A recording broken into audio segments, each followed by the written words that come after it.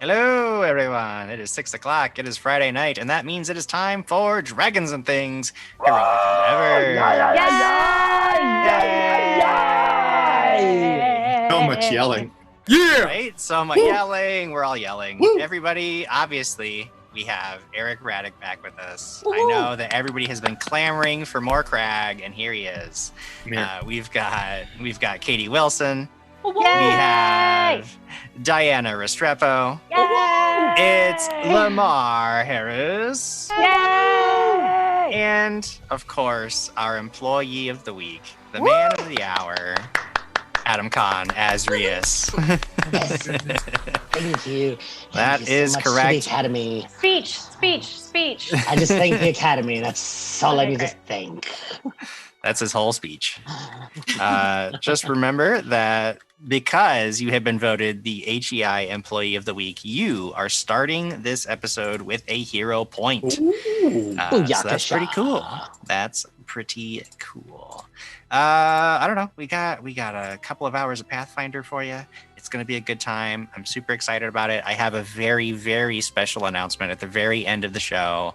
I'm going to reveal something about next week that is going to blow your minds. You guys are going to be just so shocked that I don't know that many of you are going to make it after that. It's going to be just so heart-stoppingly amazing an announcement. Sploosh. Wow. So, not to find a point on it, but it will be something unprecedented in the history of the world. I have a lot of guesses. What? I have a lot of things ready. I've got guesses. I'm going to say Eric is going to guess. We're going to let Eric do at least 10 to 15 minutes of guessing. And No, I'm then I'll saving. make an I'm holding announcement. on to these. But in order to get to the end, we have to start at the beginning. That was some BS that I just said. So let's do it. Let's play some Pathfinder. I'm proud of you All for right. trying. At Cavalotion Community College, you get hands-on learning opportunities that provide practical experience to develop in-demand skills employers across the city are looking for in tomorrow's workforce. Triple C graduates land jobs after graduation that, on average, offer starting pay up to 7% higher than non-graduates. Programs offered include barber medicine, carnivorous herbology, applied alchemy, taxidermy, and many others. A flexible class time means that your schedule won't keep you from changing your life with a well-rounded education. Let's check in with the meteorology department, where Professor Lenkwitz demonstrates altered storm movements to a class of 50 students. The glass box you see containing the deep gray storm cloud is not glass at all, but a magical containment field that holds this living thunderclap in check as it rages. Lightning flashes and thunder rolls, but the students are perfectly safe, able to observe the behavior of the storm and carefully note its progression as the demonstration continues. These containment fields are built and maintained on campus in the Applied Artifice Labs, where students contribute to the success of their fellows by creating magical devices that make demonstrations like this possible. Whoa there, look out! The storm is really kicking up. Just look at that lightning lashing across the containment field. Wow! Looks like some of the closer students' hair is starting to stand on end. But remember, this is perfectly safe. There is no way for this living thunderstorm to escape the carefully tuned confines.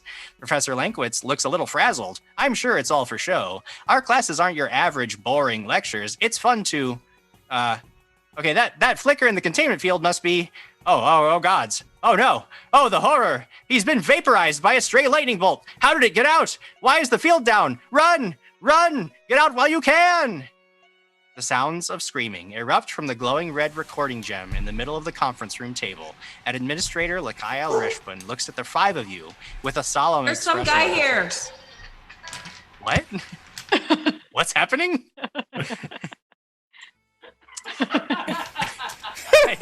And you lost. What was that? I'm so sorry. I'm so sorry. It's okay. Go ahead. We're doing it live. We're doing it live. The sounds of screaming erupt from the glowing red recording gem in the middle of the conference room table, and Administrator Lakaya Reshpin looks at the five of you with a solemn expression on her face. The man in the recording made it out. So have most of the students. The campus is on lockdown, but this thundercloud creature is still loose in the lecture hall. I don't think I have to spell out what you need to do here. Get to the community college campus immediately. Destroy this thing. See if you can find out what happened to the containment field. Do you understand the nature of your assignment? what do you do? We read comments about some guy being here. Comments. Check the front door. I'm sorry, I thought I was muted. I couldn't. There's a man wow. here. Oh, no. You know what? Don't worry about it. It's fine. Everything's We're good. fine here. Yeah, we're good. We're good. So, Oh, Real Brian Potus is Summer. saying- Brian Summer says roll for burglary. Real Potus saying Jim's gonna announce a musical episode. Ooh. No, definitely not. I can assure you that's not it. That's not the Oh, big come announcement. Be on a on. musical episode, Jim. I love Scott Denuzzo saying, sad, Rady's been described as some guy. Oh no. Delirious 2019 says, congrats to Rias for being HEI Employee of the Week. Yes. Congrats. Indeed. Thanks. Real POTUS 98 says 4 minutes in, Jim has already lost control of this entire operation. That assumes Jim ever had control of the operation to begin with. Oh goodness, Oh, we've got a lot of new follows over the last day or so. It looks like John Mitch Twitch is John following Mitch us. Twitch. John The Mitch. Thank Coolest you. Fire, Adam James Connor, Eva Gamer 98, Titteril, and Mariah, aka Jaja Binks, Yay! is here. Nice. Thank you, That is a guys. name. Thanks, That is a guys. name right there. Mariah, aka Jaja Binks, has also subbed and gifted a sub to Yay. Ultigrimes. So that's Wow. awesome. Thank you very Thank much. you. Sarah Thank BC1 you. resubbing for 29 months in a Woo! row. Good Dang, God. I actually don't know if they're in a row. Sarah. 29 months total at least. Thank And Daniel Lands, there's a name I haven't seen in a while. Daniel Lands coming in with a resub, 7 months. So hey, welcome back, Daniel Lands. Glad Yay. to see you again.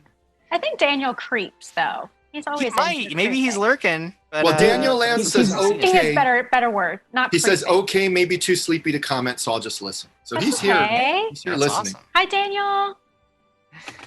Oh, goodness. up, Daniel? All right, everybody. So, you have been informed. You have all listened to a recording of some kind of a disaster at the Cavalocian Community College. You know that there is an immediate threat in the area. There is something active and dangerous on that campus, and you are being told that it is your job to get down there and destroy this thing. And of course, as this is happening, flying above all four of you is this pixie. Occasionally, little glittery motes of dust float down. Nobody has any idea if she's even a licensed hero at this point, but she keeps showing up day after day. It's really like Peepa. Hi, Moondust. Hi, Peepa. I missed you, so I thought maybe I would just come hang out with you for a little bit. New friends. Hi, Rias. Hello, Moon Glitter Sparkles lady. Linda Glitter by the Sparkle Wishes. Yes, it's a big one for me to say. Oh, that's okay. You can just call me Moondust Glitter by the Sparkle Wishes then. Moondust Glitter Sparkle Violet Wishes. Don't worry, we'll work on it. Here, you want some Yes.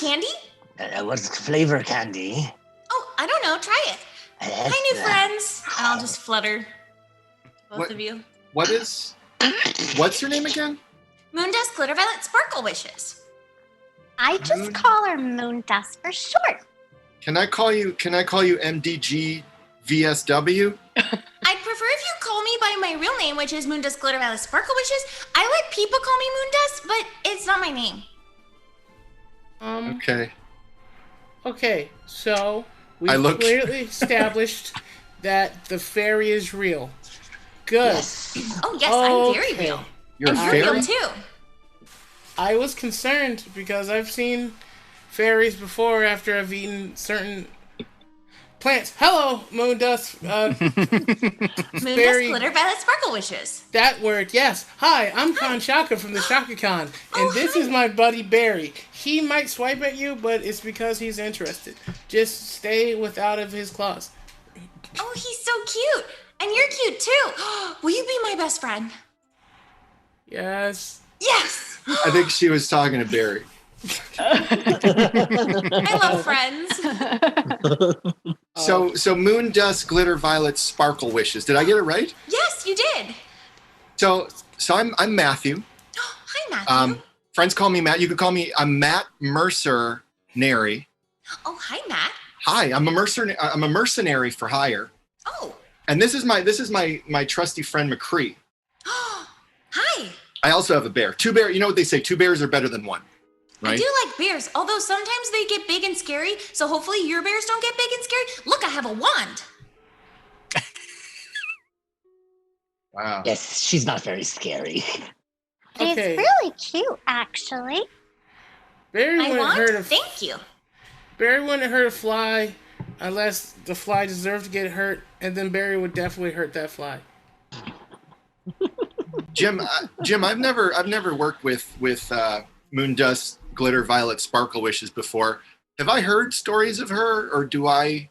Yeah, everybody has sort of mentioned, at least, even if you haven't heard her name, people have occasionally made comments about how there's a pixie that has gotten into the building that keeps giving everybody candy. There have been various warnings about whether people should or should not take the candy. There have been lots of questions about whether she works here or why she's here, or whether it's kind of like a bird that gets trapped in the building and nobody can quite figure out how to shoo it outside. It has been noted that she has actually gone accompanied several other adventuring groups on various contracts, but nobody can really confirm whether she's actually on payroll. Okay, and things have gone well with those. I mean, with those other contracts. In a manner of speaking, yes. Some people have there's a variety of opinions about Moondust, Glitter, Violet, Sparkle Wishes, but at the very minimum, she hasn't caused any real trouble. Some people get annoyed because of her insistence that they eat candy and subject themselves to pixie dust and other various things, but she hasn't actually harmed anybody. It's good to know. Okay. Pixie dust, huh? Okay. Well, Moon, Dust, Glitter, Violet, Sparkle Wishes. Ha! How? We have a thunder monster we have to go kill. Would you like to accompany us and at least, I don't know, distract it? Oh, that sounds really scary, but Peepa, are you going? Yes, I'm actually signed on to it. You can come along with us. Yes! And I'll fly down and hide into Peepa's hair. All right. This is the most terrifying, adorable thing I've ever seen. You're my new best friend, don't forget. I try to whisper. She just peeks out. I try to whisper to everyone. Guys, are we in trouble? Did we do something bad? Why is she here? You've heard the stories, right? No. No. I haven't heard any stories. What are the stories? They're all good. It's all good things. Yeah, it's great. A lot of candy. It's good. I like candy and cake and Yeah. brownies, If cookies. it makes you feel better, Matt, just know that none of us have died from eating her candy yet. Yet Okay. is the key word. I might have cracked a tooth in one of my back molars, though. And anyway, sugar's a long killer. It doesn't kill you immediately. I agree. I tend to stay away from the bad sugar, is what McCree and I like to call it. Don't worry, it's not going to make you sleepy. But she does have a spell that makes you sleepy. Oh, Well- yes, I can do that, but not with my candy. Oh, no, it's a spell called a donation from the Cadence for a Sinking Edge to Matt Mercenary and Peepa. Nice. And the Cadence Thank giving you. me another reroll for the BBBB. Rhea's sitting on two of them tonight. Nice. Thank you, Kate. Cadence. Okay. Well, let's go. And we also got really quick. We also got a resub from I just missed it. Caravan 7 for 25 months. Woo. Thank There you. you you. are. Welcome. Thank you guys so much. That was all part of our part of our mission about going to the community college. That's the spell from Moonglass, Ditto, Sparkle Wishes, Purple. So, should we gather up our paperwork and go? Yeah, I think we should. It seemed like it was pretty serious. Okay. And I'm a little worried because I was actually wanting to apply at that community college. At this community college we're going to, This is part of the reason I joined up with Heroic Endeavors is to make enough gold to be able to get in there.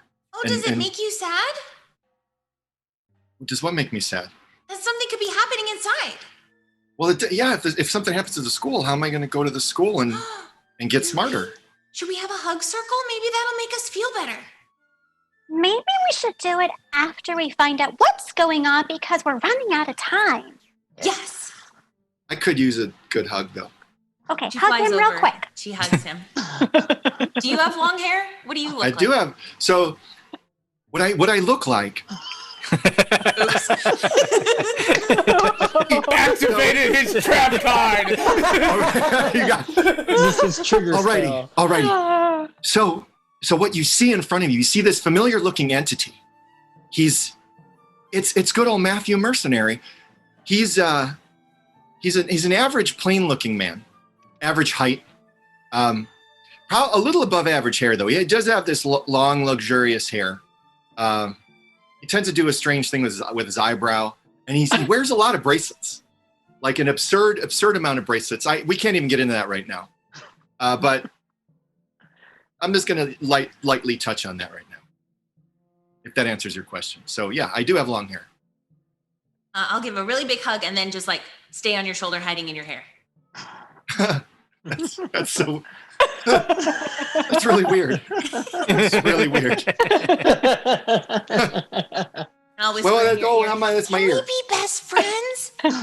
Just whisper in my ear. Oh, God, that was so loud. You're right. Are you inside of my ear right now? No, I'm right here. I just tug on your hair. Okay. Please don't fly inside of my head and put candy in there. I can't fit inside of your ear. Okay. But my candy could fit inside of your ear. That sounds like fun. All right. On I and think- Barry just kind of give each other a look, and then they slowly start walking out of the room. And McCree, at this point, McCree is getting really agitated. And I think everyone, they're not sure. Well, I think, no, at this point, most of the people know what's going on. McCree's getting really agitated, but maybe Moon Dust Glitter Violet Sparkle Wishes doesn't understand. So McCree jumps up on Matt Mercer Nary. And I don't know if you get nervous. Are you nervous the bear's jumping up and it's kind of near you?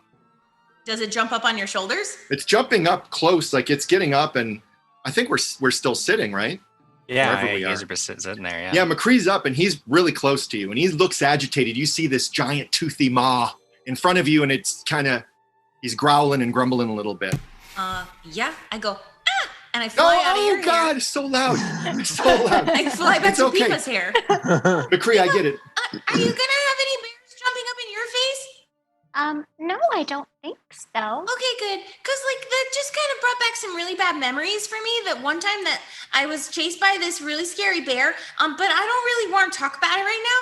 Maybe we should go. No, Moon Dust, Glitter Violet, Sparkle Wishes. It's okay. It's high noon right now. I get it, buddy. It's high noon. I understand. So you watch as Matt Mercenary pulls out a cigar out from his cloak and he grabs a match, lights it, lights up the cigar, and he gives McCree the bear a cigar to smoke. And that seems to settle his nerves and he calms down. And we should get underway. I'm ready. McCree's ready. Let's do it. Rhea's followed Barry out. And we go. All right. So you gather up your animals. I'm sure that you have to make a quick stop at the Care Bear Care Center to pick up Barry, who's now looking a little beefier than you recall, Matt Mercenary. You notice that Barry seems to have matured quite a bit since the last time you saw him. Perhaps McCree's just a late bloomer, but yeah, it's got a big bear now. Con, what have you been feeding Barry? Rabbits, fish, berries, all the things that bears need. Also, he doesn't smoke, and smoking kind of stunts your growth from time to time. But I wonder if that's it. I wonder if it's the cigars. Wait, no, he's just a big boy. He's a teenager now. He's a big boy. He's very mature now. He's a mature bear. This is great, and you're a mature bear too. The last time we were together, you can turn into like a full-on bear now, basically. Yeah, I've gotten better at it. I could be a bear for a few seconds. I'm getting better. I'm getting better. 3 bears are better than 1. Then we have 3 bears today. Well, technically, I can make it 4 bears. It just takes me some time. That's a lot of bears, Peepa. It's okay. And then I won't turn into a bear. Don't worry. Khan uses a spell, and he conjures a small animal, which is just a little baby cub bear. What? And he holds up in his hands. What? I call this one Ursa Minor. Very nice. So good. He just puts the baby bear on top of Bear. He's like, let's go. You stack the bears one on top of the other. That's good. We got a bear stack going. Love it. So you pick up Barry, you give McCree his cigar, you're ready to head out on this emergency contract to the Triple C. As you're making your way to the Triple C campus, you can quickly see that the city guard has already established a perimeter, and crowds of students, faculty, and onlookers are everywhere. Some seem to be lost, some injured, others are scrambling to connect with friends and ensure the safety of loved ones. There's just this whole crowd of people, and as you make your way up, one of the city guards actually approaches you, noticing your HEI badges, though he gives them an almost dismissive glance. Nonetheless, he starts rattling off instructions before he even gives you an opportunity to like introduce yourselves or say anything. He's just like, yeah, all right. So Abjurist, we've got the lecture hall right now. It's that building over there. It's on lockdown. Nothing has come in or out of it. We got diviners that say they can't sense the presence of any students or staff inside the building at all. So get in there, go hog wild. Some of the students are known to use non-detection amulets when they want to dodge divinations. So, I guess you could verify whether there's anybody in there, but we're pretty sure that it's everybody's out. So, go. You can get over there and start your thing, huh? Why does it seem like you don't care about the people here? We do care about the people here. That's why we're keeping everybody back. You. What about me? You seem like you don't appreciate your job. Maybe you should find another job. Hey, look, I'm on hour 15 here, all right? We're pulling double duty. So sorry if I'm not quite, a fresh box of flowers for you. Is that supposed to be an insult? Just needs a hug circle, because a lot of times people are more happy when they have hugs. Who said that? Is there a person hiding in your leaves? Oh, come on, these freaking HEI people. You know what? I don't even ask. On second thought, I was going to warn him about candy in the ear, but I think he needs some candy inside of his ear. I mean, it does sound kind of fun. Please don't assault the police officer. It doesn't turn out well for some people. Let's go. Anyway, Thunder Monster? Yes, Thunder Monster. Yeah. They open up. They have these barricades out, and as you're approaching, they sort of pull them aside so that you guys could head onto campus. It's like eerily abandoned right now. There's basically just this big walkway leading up to one of the 5 buildings on campus. The one that you've been directed to is a great rectangular brick monstrosity called Forborger Hall that looks about as ugly as a building can look. But it's there, and it's dark inside. It's not dark inside, but there's no normally there's a lot of artificial magical lighting in most buildings like this, but it all looks like it's been shut down. You see sort of like a shimmering field that it's almost like a very thin bubble over the building that you had guessed is this Abjurist's barrier that you were told about. Theoretically, you should be able to get through without any trouble, though there's always a chance that wouldn't work out for you. It just depends on how well the city employees are doing their job. What do you do? Going to walk up and inspect the field, see how easy it is to walk through it. Sure. Make an Arcana check. Ooh, I can do that. might be able to do that. Actually, yes, 18. 18.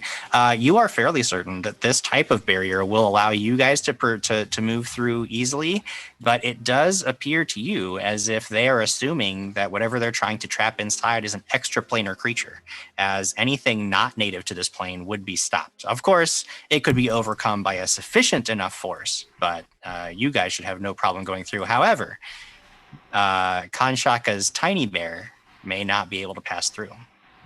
Oh.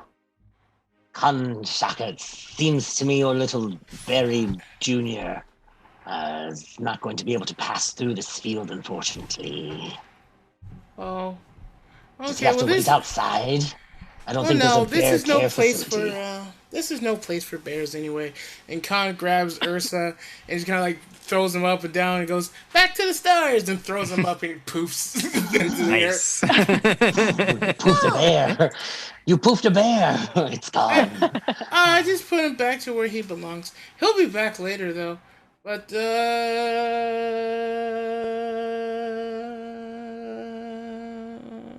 what were we doing? We're stepping through the barrier.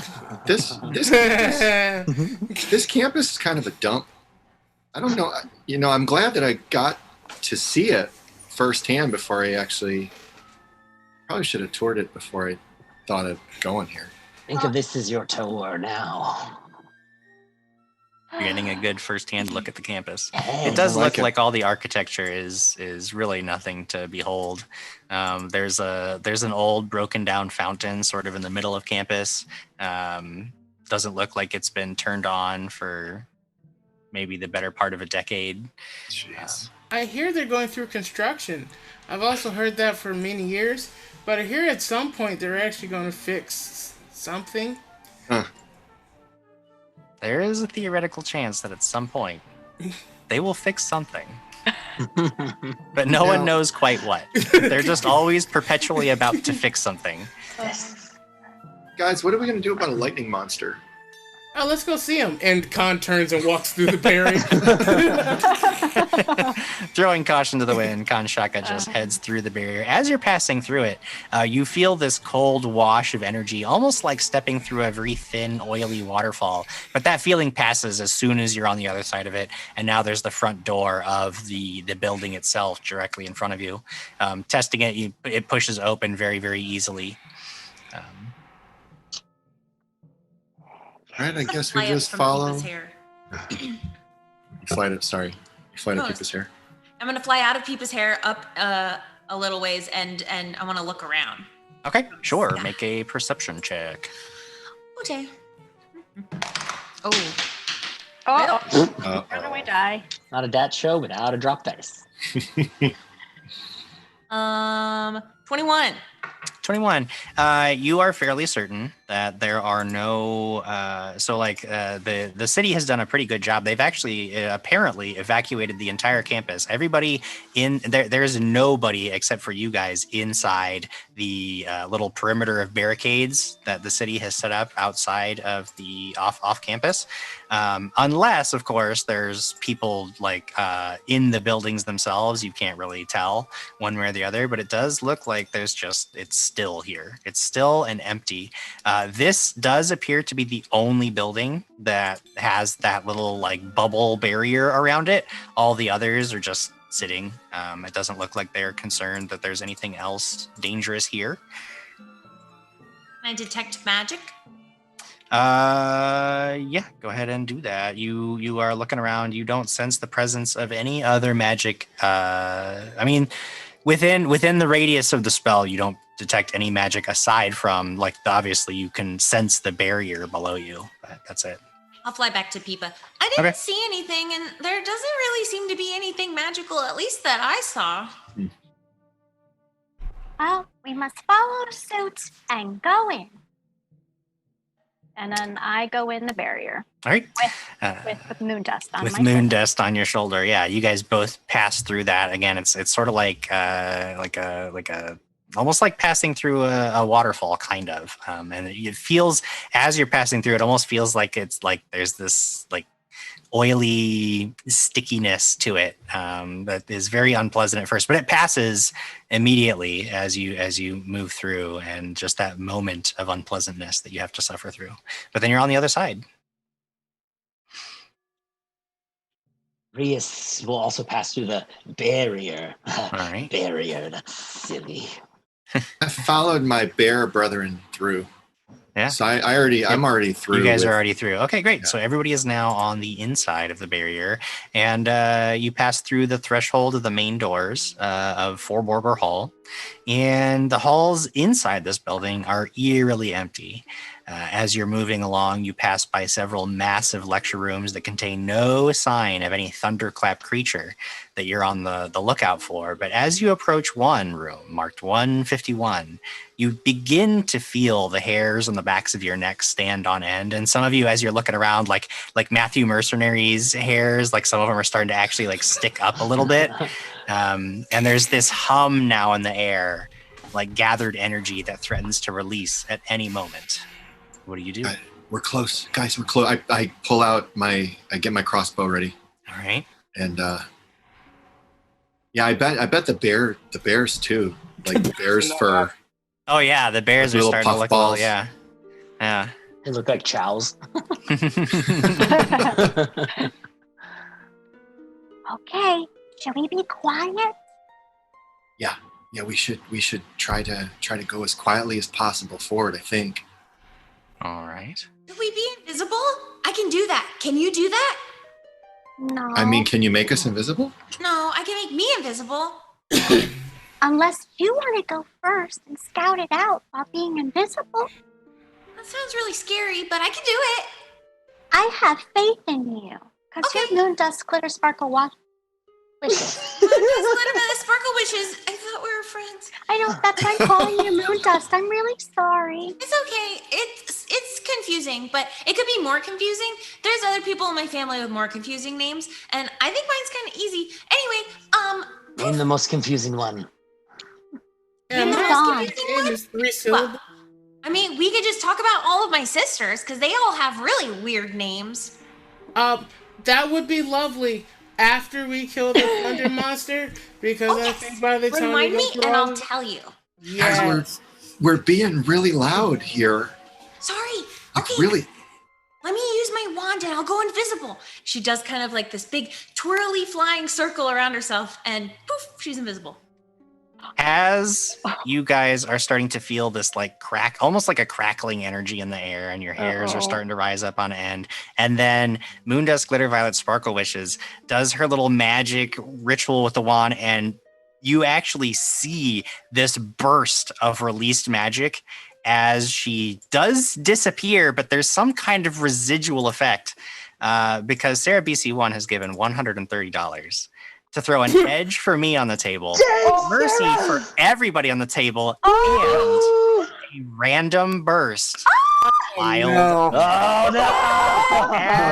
Sarah. As Moondust Glitter Violet Sparkle's spell completes, there is a burst of of built-up energy. And on a d6, I have rolled a 3, which puts us down to old Peepa. Peepa getting a burst of wild magic right to the face. Peepa, Yes. I would like you to roll a d4.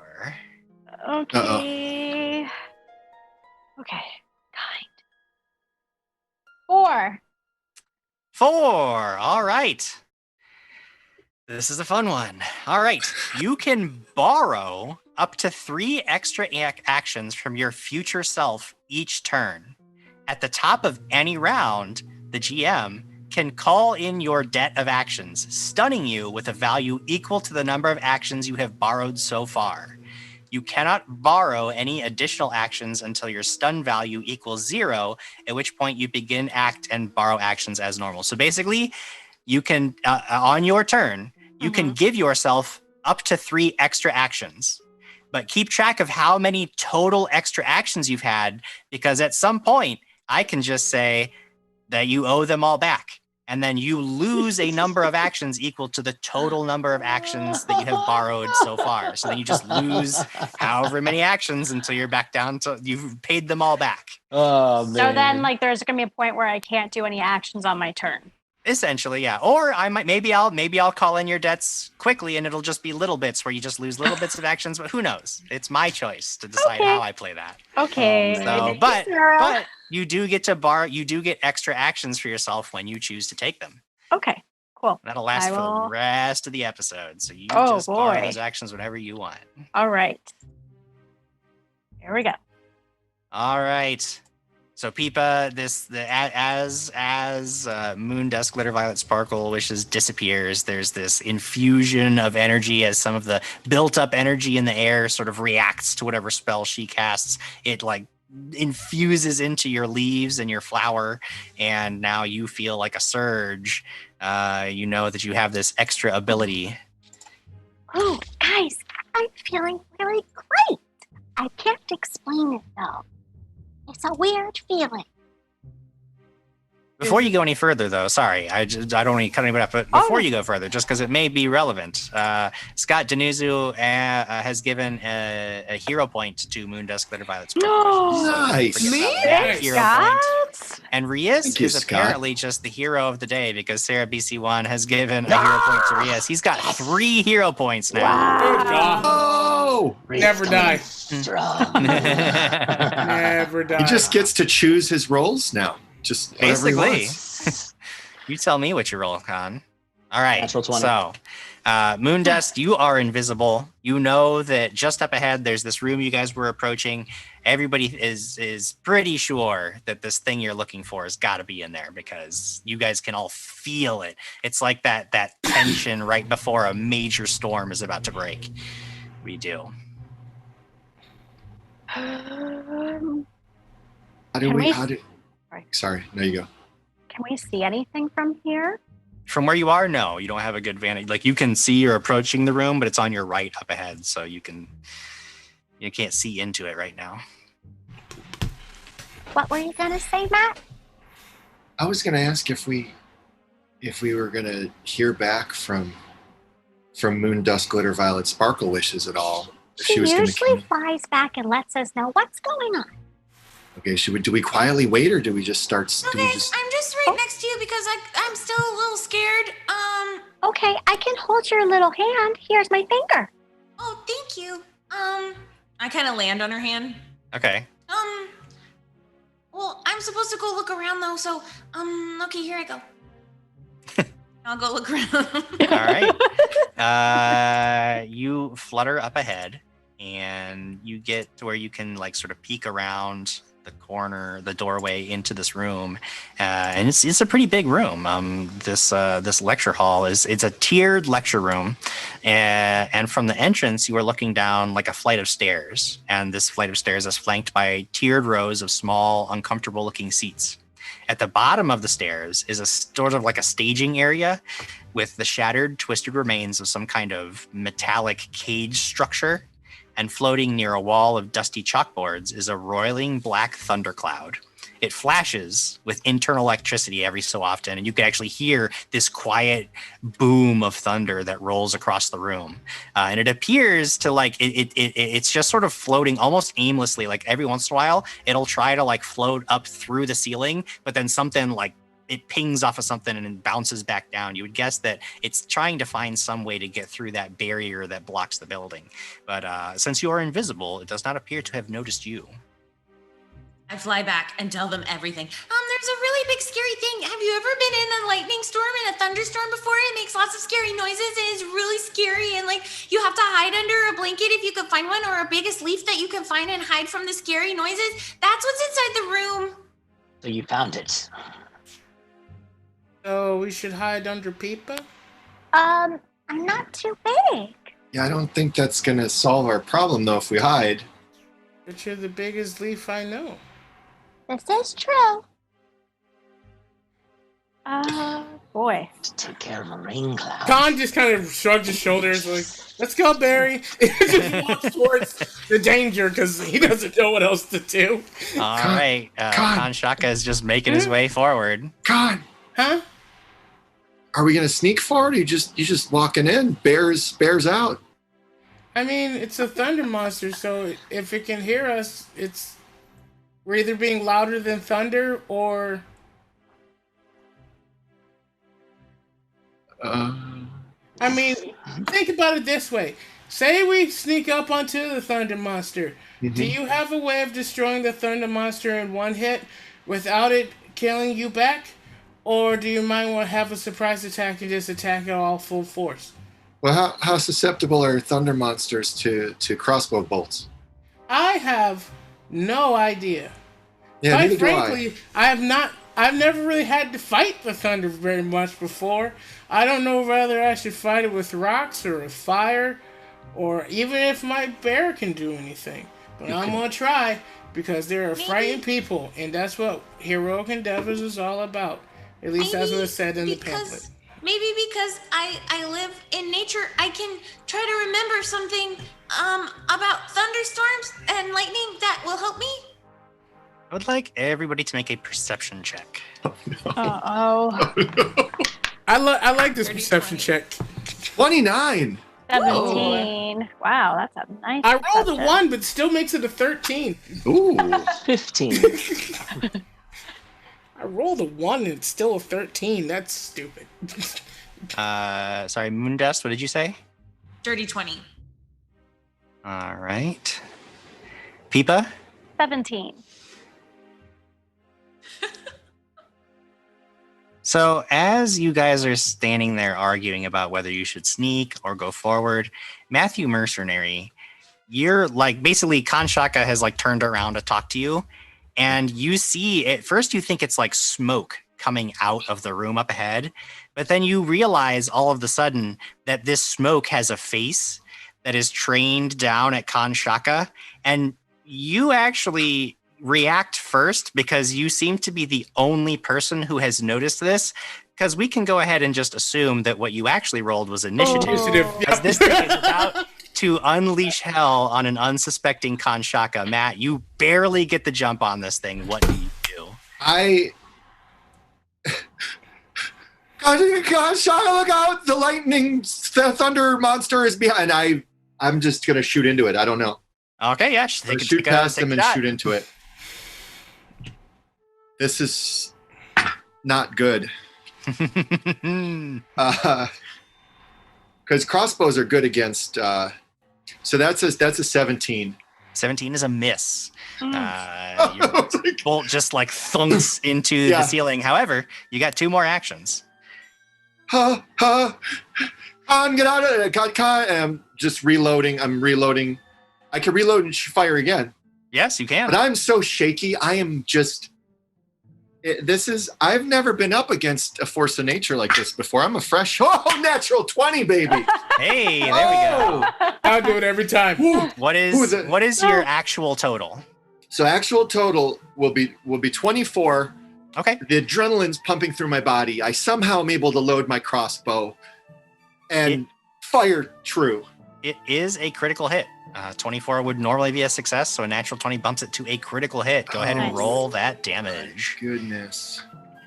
This is very exciting. Whoa. Okay, that's a 7 on the die. I roll it twice, right? Yes, for a crit? Roll it twice.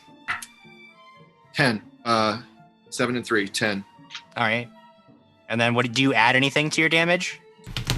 I don't believe I do. It's a... You have the crossbow ace, though, right? Oh, you're right, but... You know what? Do I have to hunt prey first? Oh, yeah, that's right. It's not prey. It's not prey yet. So it's prey. That's right. So it's just 10 points of damage. Still a good hit. All right. So you guys watch as Matt Mercenary is like frantically trying to like mumbling, and he's trying to tell you something, and then he just fires twice in rapid succession.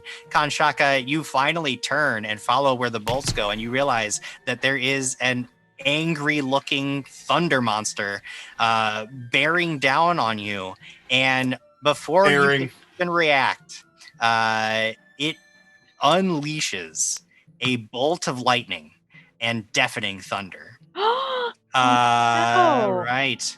I am going to first make an attack against Kanshaka. Oh, Kanshaka, that is going to hit armor class 28. Yes, Jim. Yes, it hits so hard. Go ahead. The important thing is it 10 above your AC? No. Okay, so it's not a critical hit, but it's a solid hit. You turn around just as this bolt of lightning comes ripping down through the air and slams you in the chest. You take, that is 6 plus 9 points of electricity damage, and I need all of you to make a fortitude save as the thunder just blasts through the hallway. Okay, dirty 20. Michael Jordan. No, Rias. No. You're muted. I got BBBBs. I'm going to use one. All right. Oh my god! I just rolled a second one. What? No. Oh my god! Guys. There's another BBB. Snake Eyes. Okay, that's better. That's a 23. Michael Jordan. Two Michael Jordans. Jim, is this auditory or Yes! is this It just... is an auditory Awesome. effect. Can I yes. use my counter performance? Is that a reaction, or is it something you have to do on your turn? No, it's a reaction. Okay, then theoretically, yeah. Trigger you or an ally 60 feet. Can I try rolling it again with my... I don't think it lets you re-roll it. I think it lets you just assume, it lets you substitute a performance check, right? Area 60 feet. Your performance protects you and your allies. Roll a performance check for a type you know, an auditory performance if the trigger was auditory or visual one. Yeah. Okay. Do I roll performance? So you roll performance, and then anybody who wants to can use your performance check instead of their own fortitude save. I used my BBB. 21. Okay. I used that. I'm going to use mine. Okay. Somehow, Peepa like lets out this shriek that actually it like counterbalances the rolling thunder, and somehow the two sounds actually mostly cancel each other out, and all of you have passed, so you are not, nobody is going to be deafened. However, you are all going to take 4 points. That's half the damage of sonic damage. So 4 points of sonic damage as this thing just unleashes a blast of lightning and thunder right at Kanshaka. That was 2 actions, so with its third action, it is going to then you see it like swell up and then blow out, and it unleashes a gust of bludgeoning wind right at Kanshaka. So as its last and final action, that is going to hit 20, dirty 20. Mercy, wait, does beating, is it meet or higher or just has to be higher? Meeting counts. So if your AC is 20, that counts. You hit. All right. So you get blasted by this gust of wind. That is going to deal, that's significant, 17 points of bludgeoning damage. And it actually pushes you back into your companions. So you actually get pushed 5 feet back away from this creature. And that was its third and final action for the round. It is now Moondesk, Glitter Violet, Sparkle Wish's turn. Ow. Ow. I'd like to learn a little bit about this creature to possibly see what it is and if it has any resistances. Yes, indeed. Arcana or Nature are the checks required. Nature. 16? 16. You're not quite certain. It's so big and scary that you can't recall anything about this thing. And I can't use Peepa's 21 again? No, that was a whole separate ability. Because that was nice and I liked it.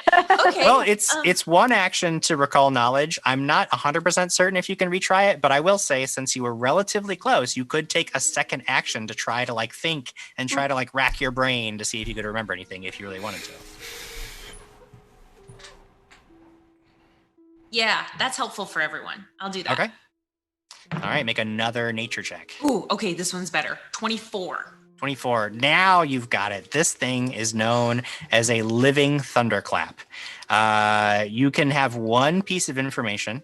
Do you want to know something about its like resistances, immunities, defenses, or do you want to know something about its attack abilities? Resistances, immunities, and Sure. You know that this thing cannot be made to bleed. It cannot be paralyzed, poisoned, put to sleep, and it is immune to sonic damage. okay. I'm gonna fly back over toward the group a little bit, still invisible, and I'm gonna say all of that. Guys, Okay, it you doesn't fly bleed, back. and you can't put it to sleep. Oh no, because I'm really good at making things go to sleep. Yeah, and it doesn't like sonic damage, or does? It is immune to sonic damage. It's Sonic immune to damage does sonic nothing things. to it.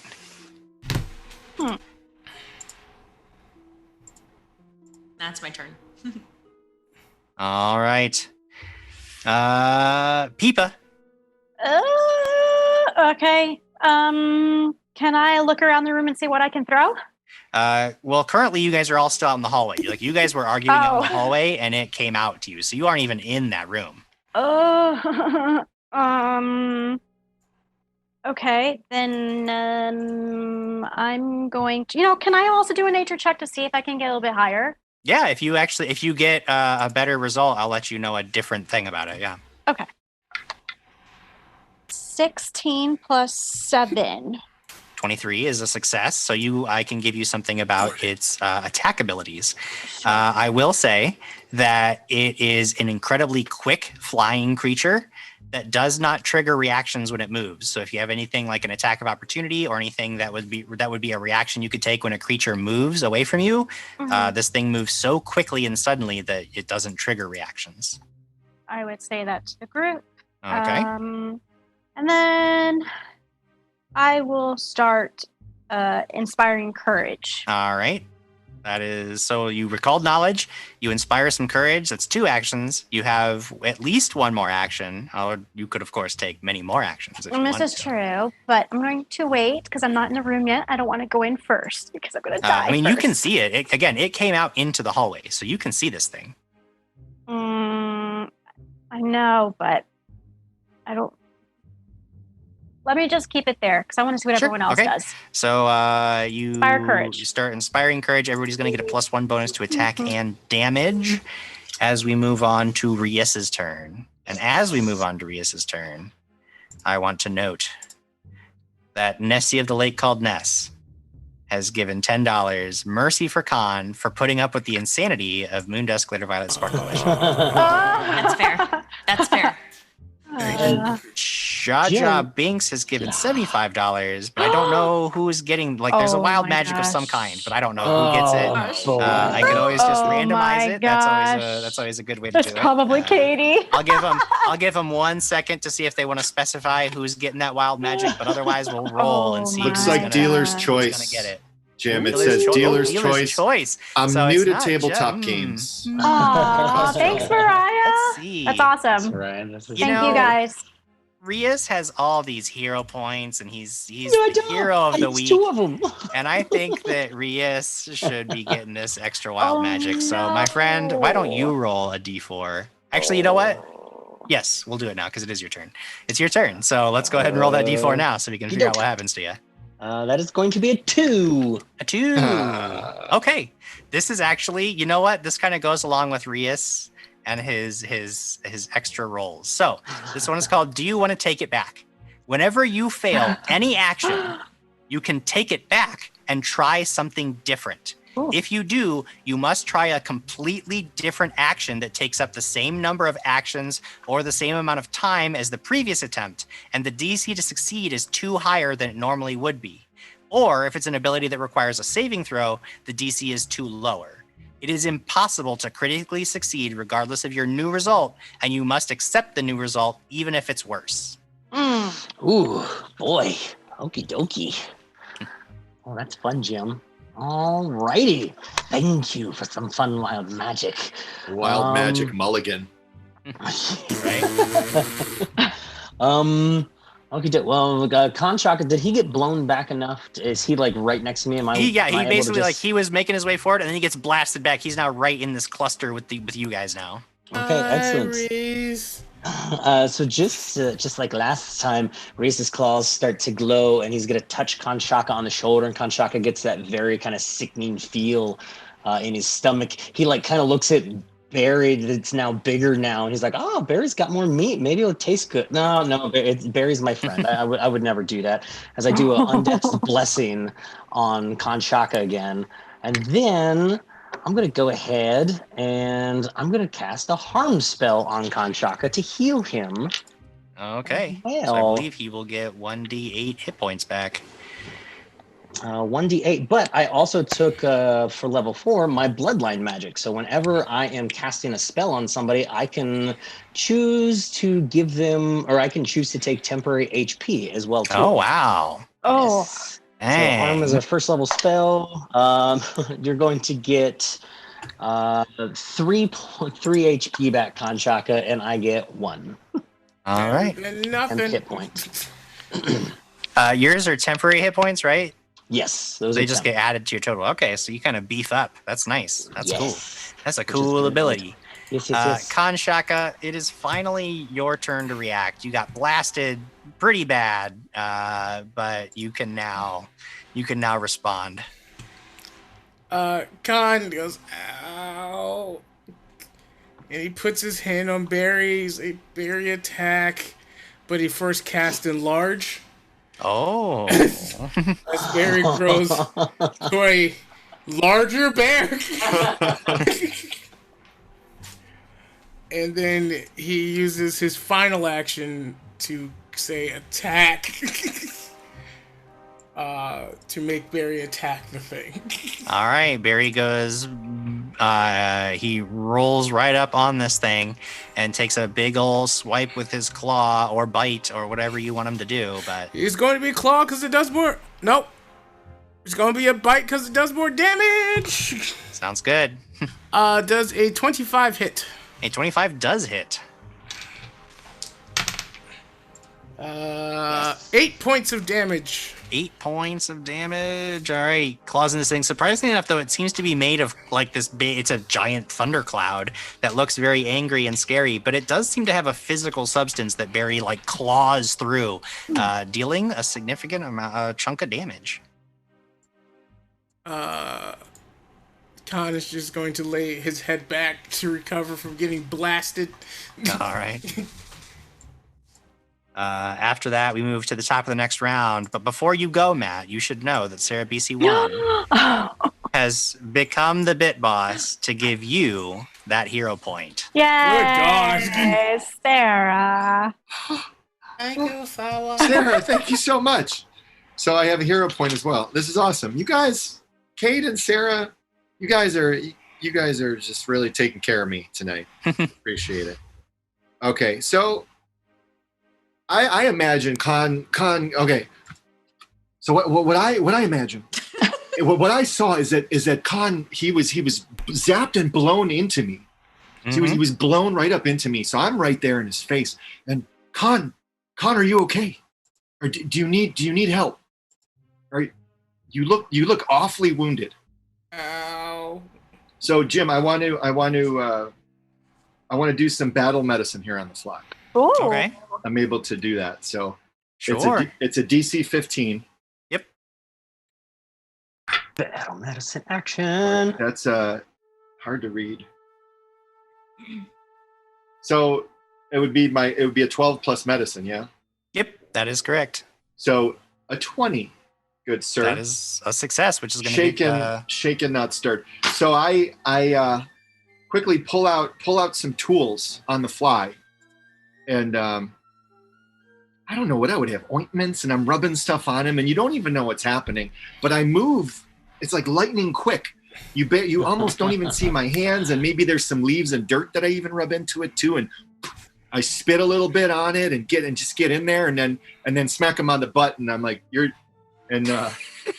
what is it? The D8? It's 2d8 on a success. So 2d8. Yeah, very effective.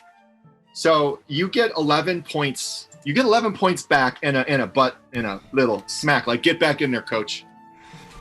Does that count as a temp hit point? Thank you. Connie, feeling better? Yes, actually much. Thank you, Mr. Mercenary. Good. And I'm sorry, Mercer. Mercer. Nary. So then I feel great about that. And how many actions is that? Because I don't have that on my phone. That is a great question. I believe that it becomes a 3-action activity. Oh, that's it. Okay. Yeah. That would make sense. Yeah, because normally it's a 10-minute thing, but you can reduce it down to a 3-action thing with battle medicine. So you patch him back up. Now, just keep in mind that he will be temporarily immune to battle medicine for 1 day. For 1 hour. For the rest of the day, you won't be able to patch him up. So, Jim, yes. little known fact here. I have something called Godless Healing as a feat. Yeah. I messed this up. So add an extra 5 additional hit points. So I have Godless Healing. You add an additional 5 extra hit points. I'm glad I read this. And your immunity to battle medicine only lasts for 1 hour. Oh, okay. Cool. Very cool. And actually, curiously enough, battle medicine, I'm looking at it right now, is a 1-action activity. So you can... Yeah, that's crazy. But I will say, you had your crossbow in your hands. You'd have had to stow your crossbow. Okay. You get your tools out. You do all that. So I would say that at this point, because you have to have your healer's tools, and so I'd say you probably used all 3 of your actions. But battle medicine itself, you could treat somebody else when you have your tools. You could treat somebody else with just 1 action. So that's okay. good. I'll take that is fair. That is a fair and just. That's fair and just. That's my turn. That's my turn. Yeah. It's perfect. That's it. And now it is this creature's turn. It is angry still, and it is going to start lashing out. Before it does, I think it's only fair to note that the Real POTUS 98 has donated $21 to give a Mercy Edge and Sync to Peepa. So if anything happens to you, Peepa, you do have those tools at your disposal. And I guess since you have all those tools at your disposal, and it's probably angry that you like negated its thunder attack. So I think it's just going to try to zap you with a bolt of lightning as it just lances out from the innards of this thing, and it tries to tries to fry you. So that is going to hit armor class 17. No! The miss. Oh gosh. Wow. This bolt of lightning comes down, zinging through the air, blasts the ground. Chunks of linoleum go flying as you dodge aside. Angered even further, it tries to stab at you with a second bolt of lightning. But this time critically failing. So it is in its fury. It is just wildly lashing out, and it just bolts of electricity go flying everywhere uselessly. It tries one more time. It seems so focused now on trying to hit you. Its third attack, only a 15. So I believe that is not going to get you with all 3 of these lightning bolts. But you're just like dipping and dodging and weaving out of the way because it's just stabbing at you with these bolts of lightning. But it just the more it misses, the more furious it seems to get. Like the cloud, you can see it getting darker and like puffing up even bigger as it gets angrier and angrier. And it is now Moondusk, Glitter Violet, Sparkle Wish's turn. Seeing that this creature just tried to attack my friend, I'm going to ready an arrow with my tiny little fairy bow. Okay. And I'm going to make sure I sprinkle a little fairy dust on it. Okay. And then I'm going to shoot it. Okay. I don't know the range fire on my away. longbow. It's like 180 feet, so you're good. well within. Great. That's about the cutest thing I've ever seen. What? Little fairy bow. Yeah. It's a little tiny fairy bow. It's like that big.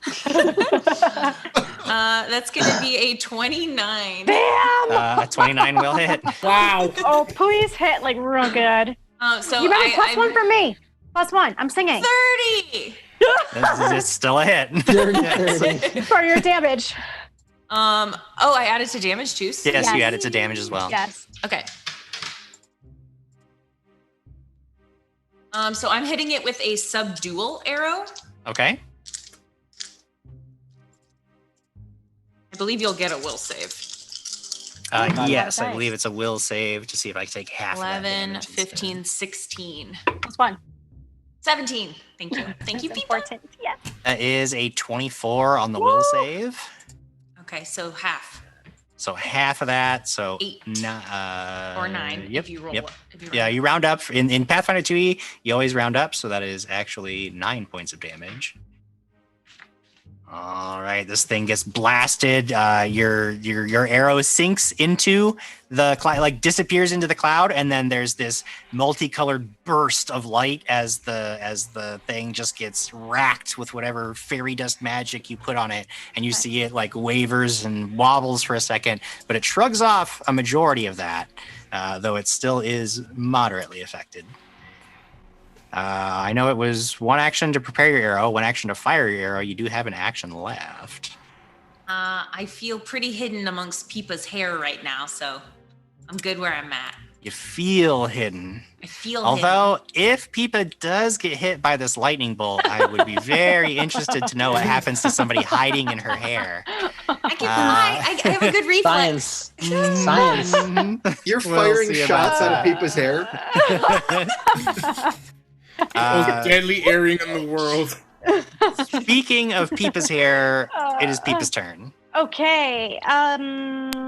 Gosh, I don't want to go in there until everyone else goes in there. Everybody is in the battle.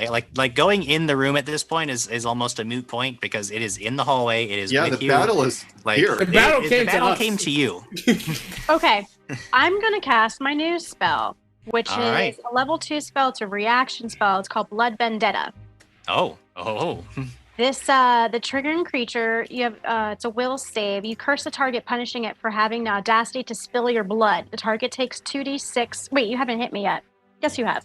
2d6 persistent bleed damage and must attempt a will save. Okay, hold on. What is the spell called? Blood Vendetta. Blood Vendetta. It's a trigger spell. So if it's a essentially it goes off- reaction, you would actually I would. you would do it wait if for that reaction to be used. So Not yet. hold on. I'm just checking on it. Yeah, because if it's a reaction, then you can actually cast it when it does hit you. Okay, so then I'll wait on that.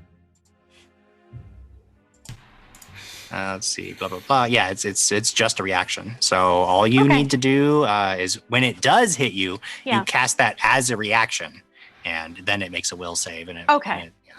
So then I'll look for anything around the room to throw. Is there anything I else will in say this only room? because Moondusk, Glitter Violet, Sparkle Wishes said it. She did tell everybody what she learned, and she did mention that it is immune to bleeding. Immune to bleeding. I have nothing I can do. Try a hug. Try to hug it. I don't You know could what to you could do.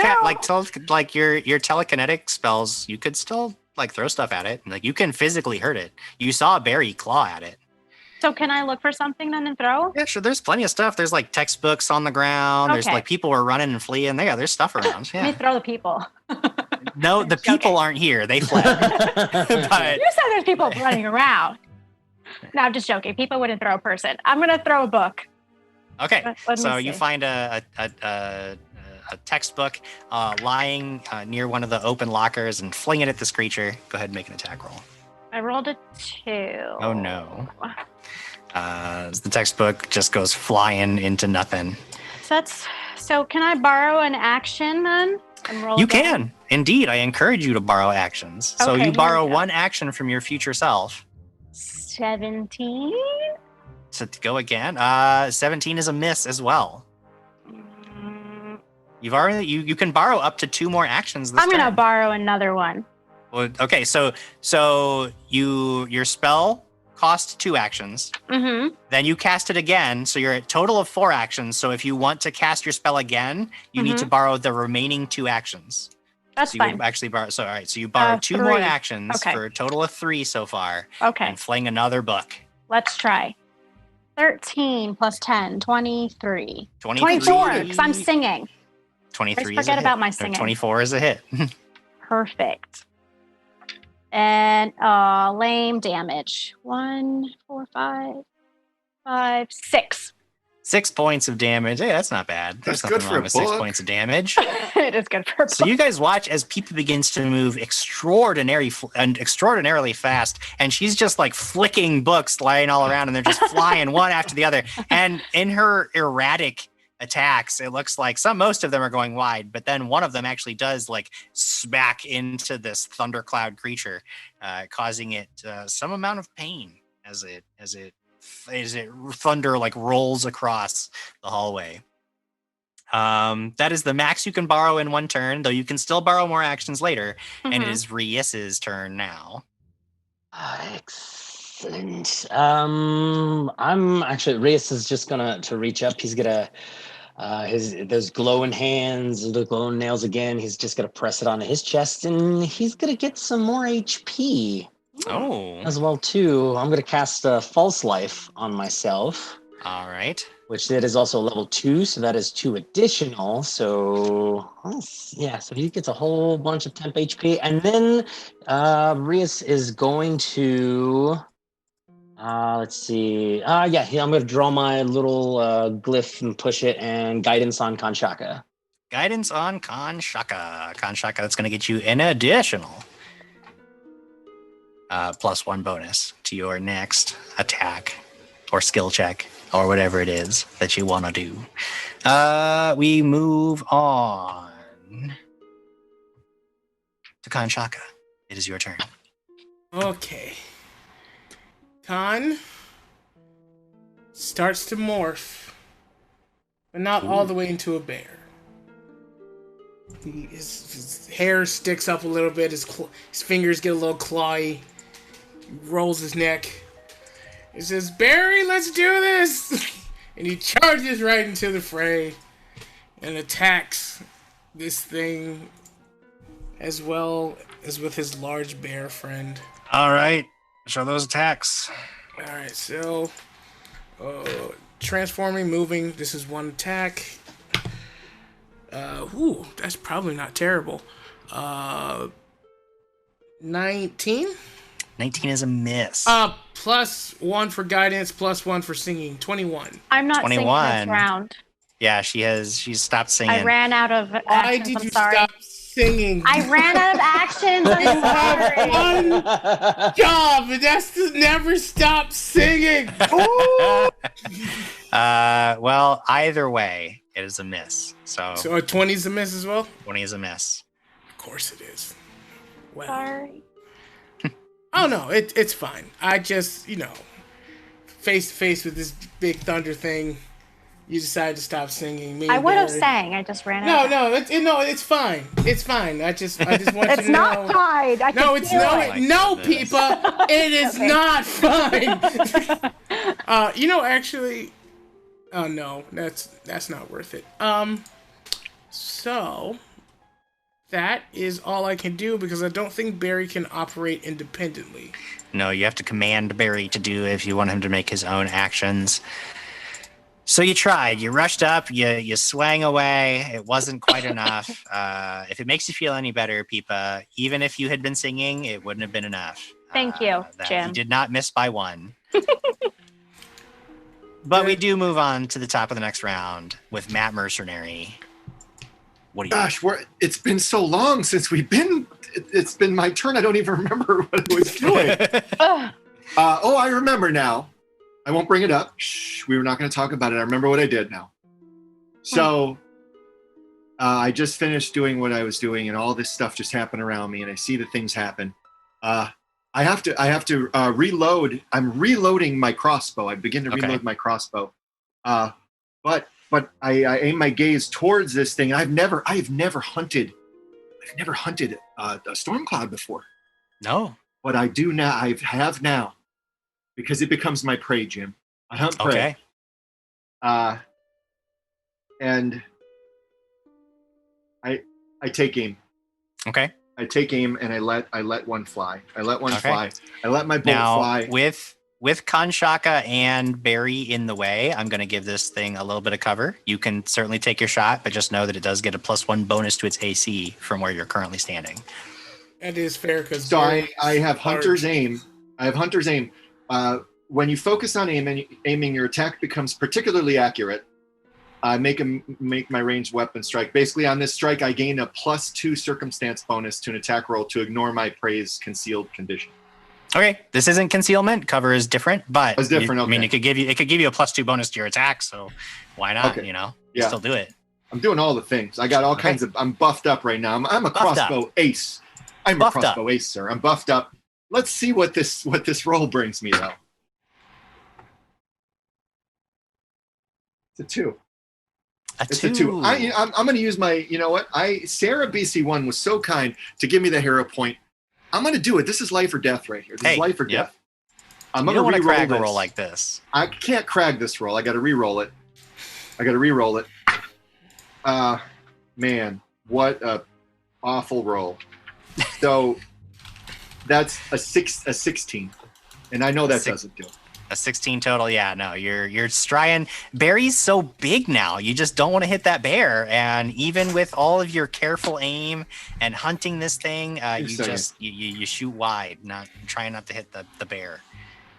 No, so an 18 wouldn't do it because I know you said that 20 wouldn't do it. Does an 18 do it? Because I forgot to add my +2 bonus. No, an 18 does not do it. Okay, that's fine. That's my turn. I think that's my turn. Then wait, I reloaded a hunt. Yes, Reloaded. You hunted. You shot. That takes us to this creature's turn. It's got Kanshaka right next to it, and it was already so puffed up because it was angry at Peepa, so it just unleashes another gale force wind blasting right into you, Kanshaka. The attack is going to hit an armor class of 27. I Holy attack crap. people. Here's an 11. Here's a 1. Here's a 4. Kanshaka. 45. 28. 396. I'm sorry, Kanshaka. It's sorry. okay, Jim. I know the real you. It's so fine. How much I take? It blasts you. Not quite as bad as the last time it got you. You take 11 points of damage, and you get pushed back just 5 feet. So it pushes you back just out of reach. And then it does unleash a lightning bolt at Peepa. That See? rascally Peepa. He's coming after And me now. It is. It's coming after Peepa, and I've failed to hit you so much that I'm gonna go ahead and throw my edge on that. I'm gonna give myself an edge on this attack against Peepa. Again, Diana. Oh, there we go. Well, that's all right. Isn't I'll think of next Moondust in her time. hair still? 7. Great. I'm gonna use my mercy. All right. Well, before you get all crazy with your mercies, let's figure out how much damage you're actually going to take. Electricity surges through your body. Oh, there we go. 14 points of electricity damage. I do need Moondust, Glitter, Violet, Sparkle Wishes to make a reflex save. Oh, shoot. There you go, Lamar. He just attacked me. Are you happy now? Con is Con happy? No. Is Lamar? Yes. No, 22. 22. 22, that's a success. So you get jolted, but you're only going to take 2 points of electricity damage because you're riding on Peepa's hair, and then she gets blasted with this lightning bolt, and a little bit of it surges up through your feet, and you manage to lift yourself just barely in time, but you still get a little zap. 2 points of electricity damage. That was its second action. With its third action, I might as well try to zap Peepa again. It's so much fun. Thinking I you actually won my get sink. it. It's so much fun. One sink. Oh, there we go. 19 on the die. No. Now this is its third attack. So that means that it only gets to add a +4. So that takes us to a 23, and then you're sinking it, right? Michael Jordan. So that's a Yeah. 23. Michael Jordan. Yeah. Michael Jordan, you get zapped one more time. Yeah. Oh, there we go. 13 points of electricity damage. Oh, wow. And I need another reflex Rooney from our good friend Moondust. Oh, okay. That one's even better. I'm gonna use my mercy again. Sorry, my last mercy. Okay. Thank you for my 24. mercies, guys. It's 4 points for the mercies now, remember, because you are level 4 now. Would you say Moondust? Woo-woo. 24. 24, another success. So you're only going to take half damage, 4 points of electricity damage from that second jolt. And that is all 3 of its actions. The living thunderclap is exhausted at the moment. Moondust, what do you do? I'm going to ready an arrow, and I'm going to poke my head out of Peepa's hair, and I'm going to say, hey, stop hitting us. That's not very nice. And I'm going to shoot it with my little tiny fairy arrow. Are you All okay? Great. Okay. Why are we laughing? I don't know. Because I love it. It's funny. Because I You're love it. cute. You're cute. The image of it. Just Yeah. I'm thinking of a little fairy like perched on someone's shoulder, poking out of their hair, shooting their teeny tiny little bow that has sparkly glitter on it. It's fun. I love it. I don't have any edges, but does a 21 hit? 21 does not. This time, if Peepa had been singing, you would have gotten it. But unfortunately, I'm she gonna use stopped. Hero point then. Okay. And I'm gonna re-roll. Here it comes. Oops. There we go. Better. Okay. So that's gonna be a 13, 24. 24 will hit. That'll get him. Haha, I am Arrow using another sinks in. subdue arrow. Subdual arrow, so I need to make a will save. That is pretty good. 25. Okay, well, that's going to be 12, 13, 14, 15, 16, 17, 18, 19 points of damage. 19 points of damage. Half of that is 10. So it just, again, this arrow sinks into the creature, explodes inside, almost like little fairy fireworks going off within it, multicolored bursts of magic swirling through its body. It once again shrugs off a lot of it, but is still grievously injured. And I'd like to use my third action, if possible, to ready my next arrow. Oh, you can do that indeed. That is exactly what you can do. You sprinkle some more fairy dust as Peepa. Mm-hmm. What do you do? I'm now like mad and all like most of my leaves are singed and she just kind of like shakes herself off and then she goes and grabs more books. I'm gonna grab a book and try and fling it. All right, you fling a book with your telekinetic projectile. 22. That is a hit. A little light reading. Right? 4, 5, 6, 7 points. 7 points of damage. You blast this thing with a book. It is still up, but it looks it looks like confused, like it's swirling about, flashing lightning erratically. What do you do? I'm gonna borrow an action so I can have 3 more. Okay, you borrow an action. I'm gonna try and fling another book again. All right. Now, one thing that we forgot last time, when you make an attack spell, it's still subject to multi-attack penalties. So this one is at a -5 compared to your first one. So, okay, that's fine. Yep. That's but fine. Still, you can do it. 17 on the die plus my 10, 27 minus 5. 22. That does it. That hits. Okay. 3, 7 points of damage again. 7 more points of damage. This time the book goes flying forward, smacks this creature, and it like collapses to the ground. You can see it almost has this weird like physical mass of smoke. It doesn't dissipate. It's not destroyed, but it looks like it's been like knocked unconscious, if that's possible for a cloud. It must have been all that non-lethal mental damage that Moondust was doing with her subdual arrows. This thing is on the ground. What do you do? Actually, you've used a total of 4 actions at this point. So you want to borrow more or end your turn? I'm going to end my turn. All right, you end your turn. You've borrowed a grand total of 4 actions to this point. And it is Rias. Rias, this thing is still there, but it looks like addled and unable to act, almost like it's been stunned by this assault from several books flying forth from Peepa's hands. What do you do? Oh my goodness! So it's down. Dang.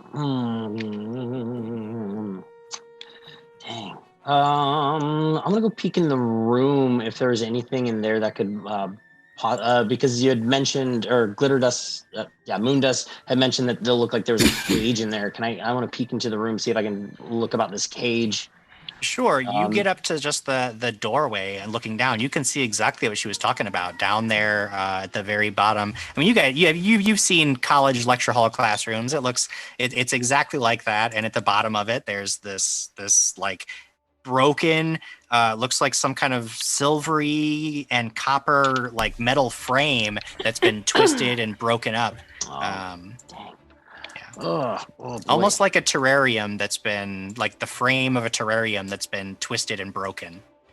Oh, geez. That's the only one that's in there, yeah? That's all you see. I'm gonna go ahead and draw my rune, cast guidance on Matt Mercenary. Okay. Really quick. Geez, I don't know where else I can go with this thing. Poop.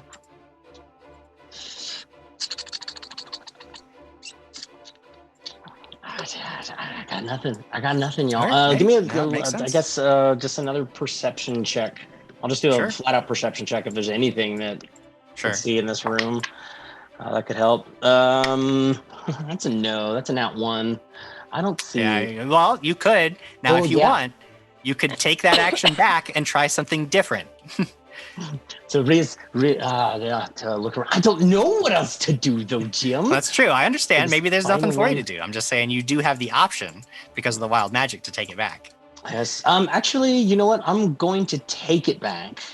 Okay. So Riz pulls his head out, and I'm actually going to reach into my pouch, and I'm going to pull out a bottle. Okay. You pull out a bottle. Yes. Right. Kanshaka. This thing is like lying there helpless on the ground, but still clings to this plane. What do you do? Is it knocked out or is it just down? It looks like it's knocked out. Like as far as you can, like it's difficult to tell. What does a knocked out thundercloud look like? But yes, essentially it has taken a bunch of non-lethal damage thanks to moon dust. So it is technically not dead. It will at some point like revive from those non-lethal hit points and be loose once again.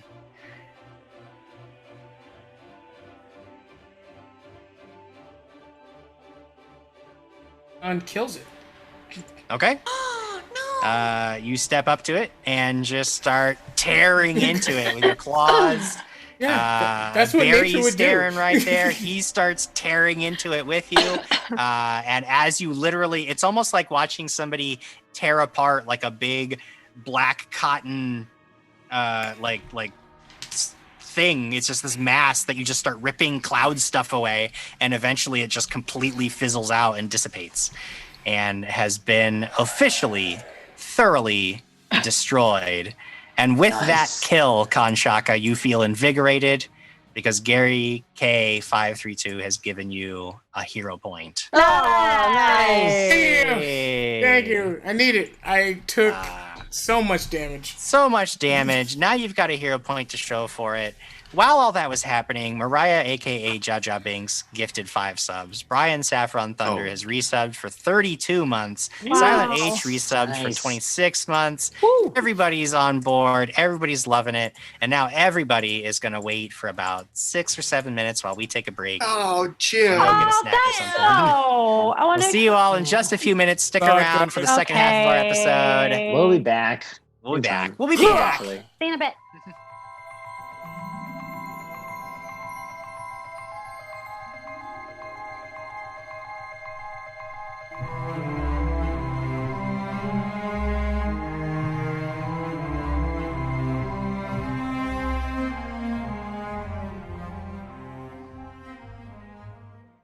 Every day, millions of people face heartbreak in the form of a silent killer.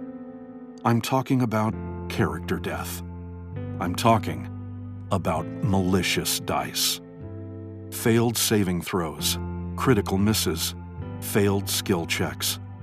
Malicious dice can strike any character at any time, and the results are devastating. I only got to play Celestia for 1 session. I kept failing. Roll after roll after roll. And then I got eaten by an aberration in the dark. I couldn't roll anything above a 5. The dice just... Diana's tragic story is far from unique. The time to do something about malicious dice is now. And Tabletop Loot knows how to help. They're providing quality, affordable dice jails and shipping them to players in need across the nation. Go to tabletoploot.com today and order a dice jail for yourself and anyone you feel may be threatened by malicious dice. These safe, secure, and humane facilities will keep your tabletop safe from the kind of dice that don't care who they hurt. But it's not about giving up on your dice. Rehabilitation is possible for many of these viciously low rollers, thanks to Dice Jail's tabletop reintegration plans. It's time to stand up for our characters. It's time to put malicious dice where they belong.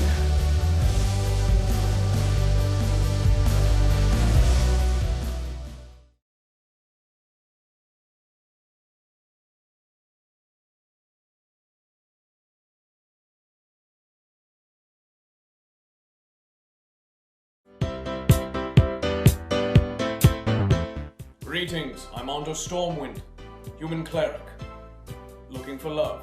Hello, I'm Garth Underfoot, halfling wizard at your service. I'm Bigsby Loofaloo. I'm a gnome ranger. I love a good mystery, and what better mystery than the female kind, Down there's my animal companion. I recently got back from being trapped in another dimension. His name's McCall J, he's a fox. I once entered a haunted house just to better understand the demon's anatomy. I prefer to keep things light. People say I'm a funny guy. Mick's honestly my best friend, so that right there's your competition. I love talking about books, reading books, collecting books. I haven't dated, what with being a part of the church. Do you like books? I like nature and being away from people. I fought a lot of werewolves and vampires, so I'm not really into biting. I don't like money or things. No thieves, no rogues, no assassins. Honestly, I'm open. I've met many demon-born people. They're very nice. I don't have a house. I sleep outside. You shall not pass my application to be your man. Have I mentioned my best friend is a fox? I need someone to take the darkness away. It's real. Would you like to hold my staff? I'm all about protection.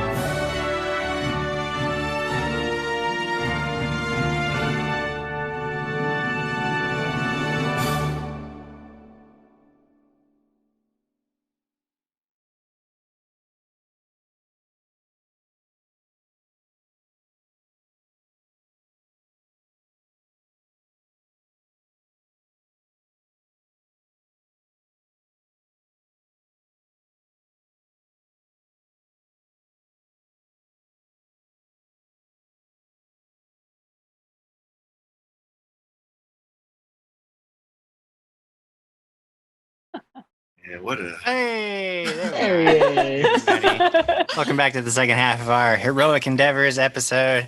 The heroes have just defeated a living thunderstorm. Oh. And now everything is calm. Calm after the storm. There you are. You did it, Peepa. You got what I was going for. Very good. Good job. Very good. You guys. Sorry, what was that? Is the thing still just there, or does it dissipate? Oh no! After Barry and Kanshaka literally just like tear it apart, it lingers for just a moment, but then it actually does start to completely disappear. You could make an Arcana check. Anybody who would like to could make one. I'm in the corner, kind of just like fixing my leaves, and I'm going to cast Soothe on myself because most of them are singed. Oh no! That's only an 11. The first thing I do is I go over and I inspect the books that are on the ground. I'm looking over these books. I want to try to figure out how are they hardcover? Were they bound in some sort of ironclad? What were these books made of that they're knocking out? I'm amazed. It makes me want to enroll in this school now again. I've changed my mind. I saw the ugly outside of the campus, and but then there's these books that actually you throw them at storm clouds and it takes out storm clouds. That's the kind of stuff that you learn at Triple C. Those are the kind of life skills that you'll acquire with a degree from Triple C. Man, Pippa, that was incredible. I don't understand. What did you put on these books, or what? How did you do that? It's a trick up my sleeve.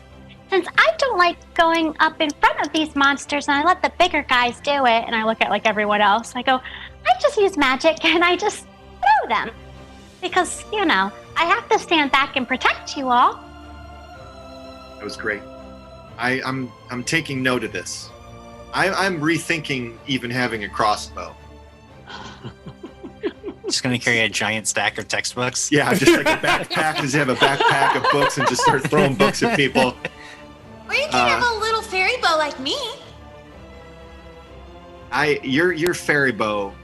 Could you do some kind of glitter sparkle magic on my bolts to do what? Is that possible? Yeah. I mean, I could try. And I'll wave my magic wand, and I will cast. I'll just cast dancing lights around his. Okay. Yeah, there's these like swirling lights now all around your crossbow. Now it's more happy. Is it gonna really hurt things like your? How good's your aim? Huh. Okay. Well, I think I believe it. Right, Jim? I would believe it. I believe it in my head. So now I'm thinking like, yeah, this is, man, thank you so much. You're welcome. I like everything to have lots of glitter, because Moondust Glitter Valley Sparkle Wishes is kind of in my name. That's nice. And if I remember correctly, there was a time where you fought with nothing but pickles, and you were quite successful with those as well. This is, I guess I was. Moondust Glitter Violet Sparkle Wishes. I just want to say that, all the things I heard, they're all wrong. What did you hear? You're all right. No, I can't. Well, I don't know if I'm at liberty to say, but you're all right in my books. Oh, thanks. Are these the books you just picked up off the ground? Yeah, I'd probably be taking. I think I would be collecting the books and putting them into my bag too. Kanshaka's still not quite sure if Moondust is not just a group hallucination. But he's going to spend time, since he can't do Arcana, he's going to try to sniff the ground of which this thing was to see if he can possibly either pick up a trail to see where it started from, or even maybe not the chemical components, but the base components of its essence. I don't know. Sure, you're just trying to get a sense for what was happening. Go ahead and make a perception check. Before we go anywhere, can I walk around and make sure everyone looks healthy and good enough to keep going. Everyone, Conchak, what do you look like? Khan has a few scrapes and bumps, but is standing straight, not huffing. Oh, that's I good. believe that Kanshaka and you were the only ones who got really injured in all of that. Actually, yes, and then Moondust did get a little residual. Kanchaka's actually going to look at all of you. He's like, is anyone else damaged? I'll tear in my wing, but I think I can still fly just fine. I'll do medicine check on Moondust. Yes. I'm okay. While I'm under. doing medicine check, Khan's just going to cast heal of all 3 actions. Okay. That is Sorry, going to she'll give get you a. Are you using a first level or second level spell slot? Probably just a first level. All right, it's going to give everybody a 1d8. Plus 8. 1d8 plus 8. Are we all rolling our own d8? I rolled a d8. 9. I'm at full health. Do you need more Moondust? Because I can still do my medicine check. I'm okay. You sure? Because I said I was going to do it, so I'll. 18. My total is 18, Jim. All right. I have to know, what exactly does a medicine check on Moondust look like? 'Cause she's like this big, so I mean, I'm not saying you can't do it. I would love to know what this looks like. Okay. I want to paint me a picture. Since Jim always describes me taking my leaves and squeezing at the aloe, maybe I kind of like dip my finger in it so there's like one single little drop, and then I go, take out your wing. And then I kind of gently, just like on this little tiny creature, pop it on the wing and kind of like gently smear it all over the wing. And then I blow on it. Are you okay now? Oh yeah, I feel 100,000,000% better. Good. Thanks, Peepa. And then I take the rest of the aloe in case someone needs it later, and then just kind of puts it under her armpit. I know Peepa's a plant, but that's like her blood, right? So that's kind of creepy if you think too much about it. But anyway, Khan rolled a 25 for his perception check. Sure. You can tell that. So there is like this sort of. It's a very almost refreshing scent to the air. It smells like it does after a very heavy rain.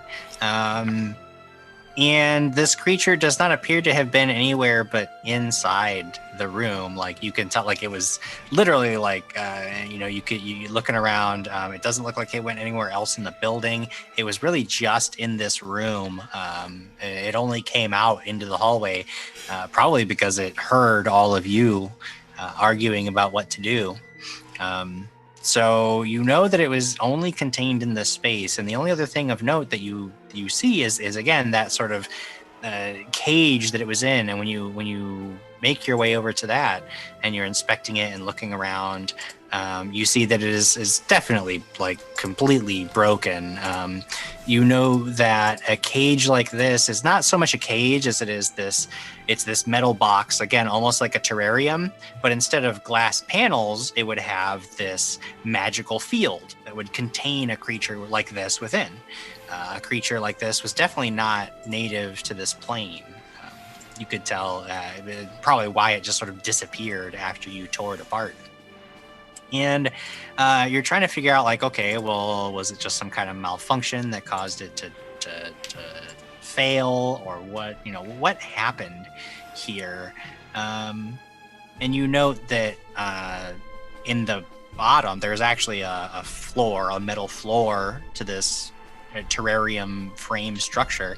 And when you flip that over on the bottom, there are slots for these arcane mithricite crystals, and there are 4 slots, but you only see 2 of these orange crystals, and they look cracked and broken and blackened. and you're not quite like clearly there was some kind of fault here. You could make an Arcana check if you wanted to investigate that any further, or if somebody else has an Arcana check they could make. Anna will just point at it like, I have no idea what this is. 22? Sure. Oh, wait, you said Arcana. Sorry, only a 15. Okay. 15 is enough to tell you that, yeah, I mean, there are supposed to be 4 crystals here. 2 of them are flat out missing, and the 2 remaining, maybe because they were trying to do the job of 4, they sort of overloaded and destroyed themselves. That blackening and the cracked faces of the crystals. I mean, these crystals failed, and that would have caused the containment cage to fail along with it, and that's very likely what happened. These shinies used to be shinies, and then there used to be more shinies, but now they're not. There's only 2, but they're not shiny anymore, and we're missing 2 shinies. It seems like they didn't have the proper funding to keep this cage going properly. Matt, are you sure you still want to come here? I'm going back and forth all the time. It's a great question. Well, the good thing is you stole all those books, so you can do your own studying on your own, and I can write you a certificate as if you graduated from here. No one has to know. Oh, but that would be lying, and we don't lie. Friends can't lie. Well, it's not lying if I'm not saying it out loud. What? Oh, I never heard that before. So Moondoes Glitter Violet Sparkle Wishes, did you go to school? Of course I went to school. I went to unicorn school. Okay, because I don't know what a shiny is. And You don't know what a shiny is? I don't know. She kind of flutters around as like fairy dust kind of like sprinkles the air. This is shiny, and have you ever seen jewelry before? And she rushes over to Peepa, who hopefully has jewelry on. Look, this is shiny. And then these things used to be shiny. Oh. But that's you're describing.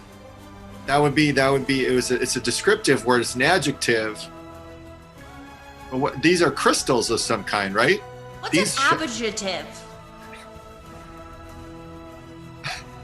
Make a mental note not to go to unicorn school. Do not enroll in unicorn school. So Matthew Mercenary, when she points out these crystals, anybody, even regardless of whether you have Arcana or not, Mithracite is a magically charged crystal that's used to power a vast number of things. It's not as widely used and widespread in Cavalocia as it is in some of the southern cities like Vantum, but there are still a great number of things that are powered by Mithracite, and especially in a setting like this, an institution would have access to Mithracite, whereas even your common person on the street would not have it. So you're at least familiar with the concept of Mithracite. It is a major part of Thaspier's economy and rise to power, even though it's a relatively small and otherwise poor country. Hey, Tim. It's worth some coin. It's worth quite a lot, yeah. That was what I was going to say. Yeah, you could probably buy at least 4 of those books with one of these gems. At least. At this point, you guys are all sort of like gathered around this cage, this broken cage, and you hear from behind you somebody says, "Knock, knock." Who's there? And you look behind you and you see a man in some very, he's a very thin man. He's got these long blue robes on. He says, "It's me." Me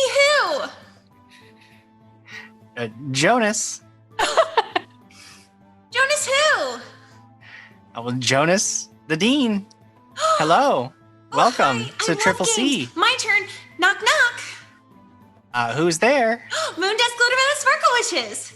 Well, isn't that something? I take it you are all the boys and girls that took care of that nasty cloud thing.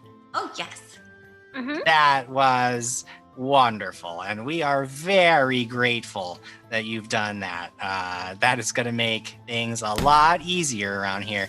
So what can you tell me about what happened here? It was a really big, scary thunder lightning cloud thing, and there's a cage, and there's shinies, and we think the shinies helped keep the scary thunder cloud inside, but now it's missing shinies, and we don't know how to find them. I have a wand. Well, missing shinies, that doesn't make any darn sense. This thing was in for maintenance. What was it? I have to check my records, but I know that it was just in the workshop. Huh. Well, who runs your workshop? Because maybe they took some shinies out by accident. Well, that's nonsense. We have a wonderful new relics professor who oversees the workshop. His name is Dr. Mort Divil, and he has been nothing but a picture of integrity and helpfulness. Say that name again. Dr. Mort Divil. Dr. Mort Divil. Yeah. It sounds. We just hired him about 2 weeks ago. He's brand new to the faculty. You usually trust new people with your new shinies? That's that moldy. That's Moldivore? Yeah, that's that proper. Oh. Did you not check his credentials or do any sort of background check on this guy? Well, he seemed like a real trustworthy fellow, and he seemed to know quite a bit about magic and the maintenance of magical relics, which is a lot more than we could say from our previous relics professor. So I hired him on the spot. He just seemed like a good fella. Guys, are definitely. Does he look like? And he describes what Moldivore looks like because Lamar forgot. Does he look like all of these things I just set out in order of various remembrance? Well, kinda. Where sounds did you? very nice. No, he's not nice. from He's what not I nice. heard. Oh, he's not. Maybe he just needs a hug or candy. Oh, never hug him. Oh, Do not give him hugs. does he not like hugs? I don't He think hates so. hugs. He hates children. He Especially... thinks vegetables are delicious. You know, now that you mention it, he does hate hugs. I did try to give him a hug when we hired him, but he seemed very, very uneasy with that concept. Yes. Sure. Oh, Where could we find his workshop at? Oh, well, that's in one of the other buildings. I could take you there if that's what you'd like. Yes, please. Please. Well, sure. And he leads you out from this room. He leads you out of the building itself and begins taking you across campus. He says, "There's this other building right up here. That one right there. That's the Relics Hall. It's this big, squat, square building, just as ugly as every other building that you've seen so far." Guys, I don't think I'm gonna go to this school. Why? If You this should is, consider it. The Oh, shoot, tuition you- is incredibly reasonable. I was trying to whisper. I don't know. The dean seems really nice. Dean, where did you come from? Because we were told that everyone was evacuated from this area, and all of a sudden you just popped in there. Oh, well, you know how it is. You just, captain going down with the ship and all. Definitely wasn't hiding in any of the lockers or anything like that. That sounds like a fun game. We should play that. Jim, on that, can I want to see if he's lying to us. Sure. Like, all right. I don't trust him. Perceptionist skill. Oh my god. Part of it was true. I'm going to try something different, Jim. Okay, what could you try that is different? Instead of trying to see if he's lying to us, I will just ask him. It'll be like, so do you hand out any scholarships at this location, Dean? Sometimes we do give out scholarships to promising students. Do you give out any scholarships to? Have you handed out any scholarships to any HEI employees, such as I don't know? We have one that works there by the name of Harry Plopper. No, we don't have any students by the name of Harry Plopper who go here. That is a horrible name. Not that I'm judging. We do accept all kinds here at Triple C. Including zombies? If there was a zombie that wanted to learn, then could pay the tuition, then you betcha they'd have a seat in our classrooms. Oh, that's right, community. Okay,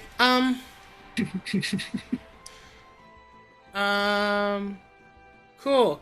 Hey, this building that we're about to enter, do you have, like, a good idea of what's inside of there? Well, sure. See, there's the classrooms on the outer edge, and then the whole center of the building is a big old workshop where all the practical application of all the theory that you learn in the classrooms themselves. Oh, is there like a back entrance by any chance?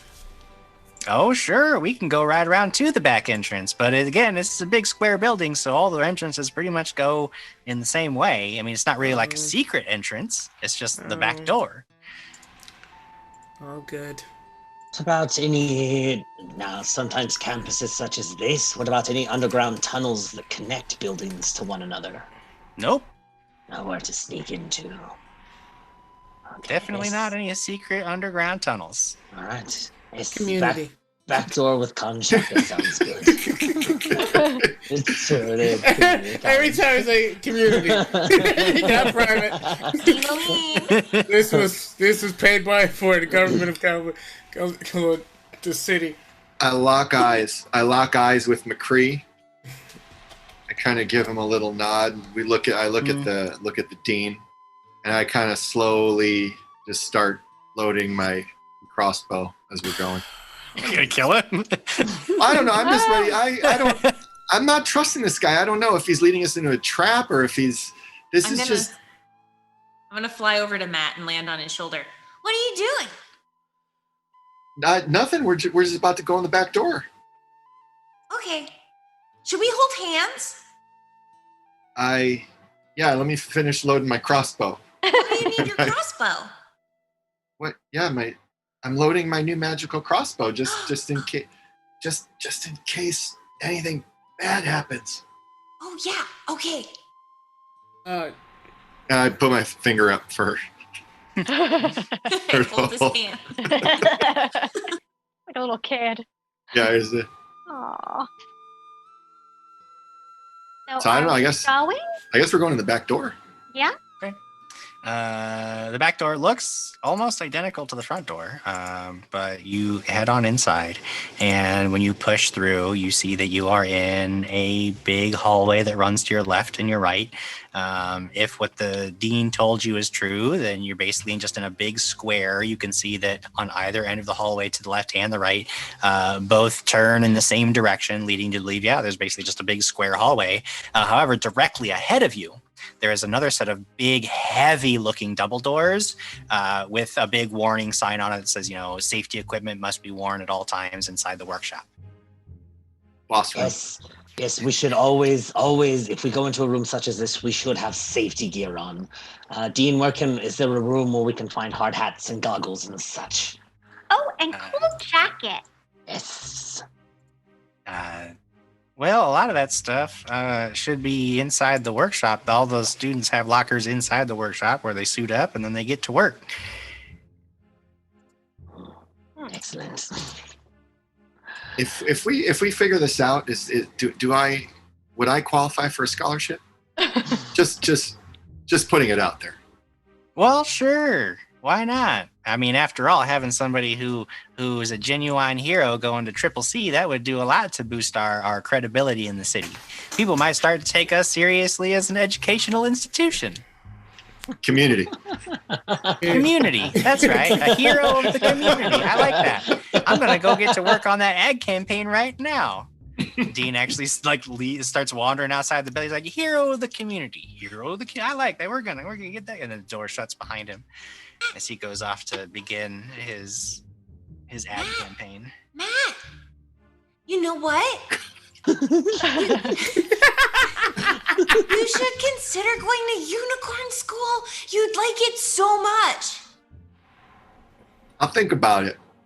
You'd really love my favorite professor, Professor Dan, and he does the classroom that's all about rainbows, sparkles, and the importance of kindness. Nice. Rainbow Dan sounds like a good guy. He's so nice. He's the most magical and nicest and friendliest unicorn you've ever met. He's a unicorn. Are all the teachers at unicorn school, are they all unicorns? No, silly. There's one horse, but he's not very nice. It's a bunch of unicorns and then a regular horse. That's got to be one salty horse. His name's Rudolph. You know what? You know what? Moondusk, glitter, violet, sparkle, wishes. I'll think about it. If this scholarship doesn't pan out, then maybe I will give Unicorn College or Unicorn School I mean, I can get you a scholarship really easy because the only thing you have to pay for, you just pay in candy. And I have a lot of candy. I can loan you candy. That's you are so nice. Again, I have to say how they're all wrong. Well, who's wrong? No one. Should we? What have you heard? Just that we must go inside the room. Yeah. I think it's time to. We got to go in here. We got to solve this mystery. We got to solve this mystery, y'all. We got to solve this mystery. I got to get my scholarship. Is the pixie dust farts, or is that just like a remnant of you flying? My pixie dust? Yes. No, I shake my wings together. But I have to jiggle them. It's not just I fly and pixie dust falls down. I have to will. Oh yeah, I can do that too. And he scratches his head and dandruff comes out. Yours isn't that sparkly though, but yours I is very appreciate dull. it. But it's the same thing, right? Well, can it do cool things? Oh, if you blow into people's faces, it makes them sneeze. Cool. it's time to go in. Try it. I go I up. want to hear more about Kanshaka's dandruff. I'm going up to check the door.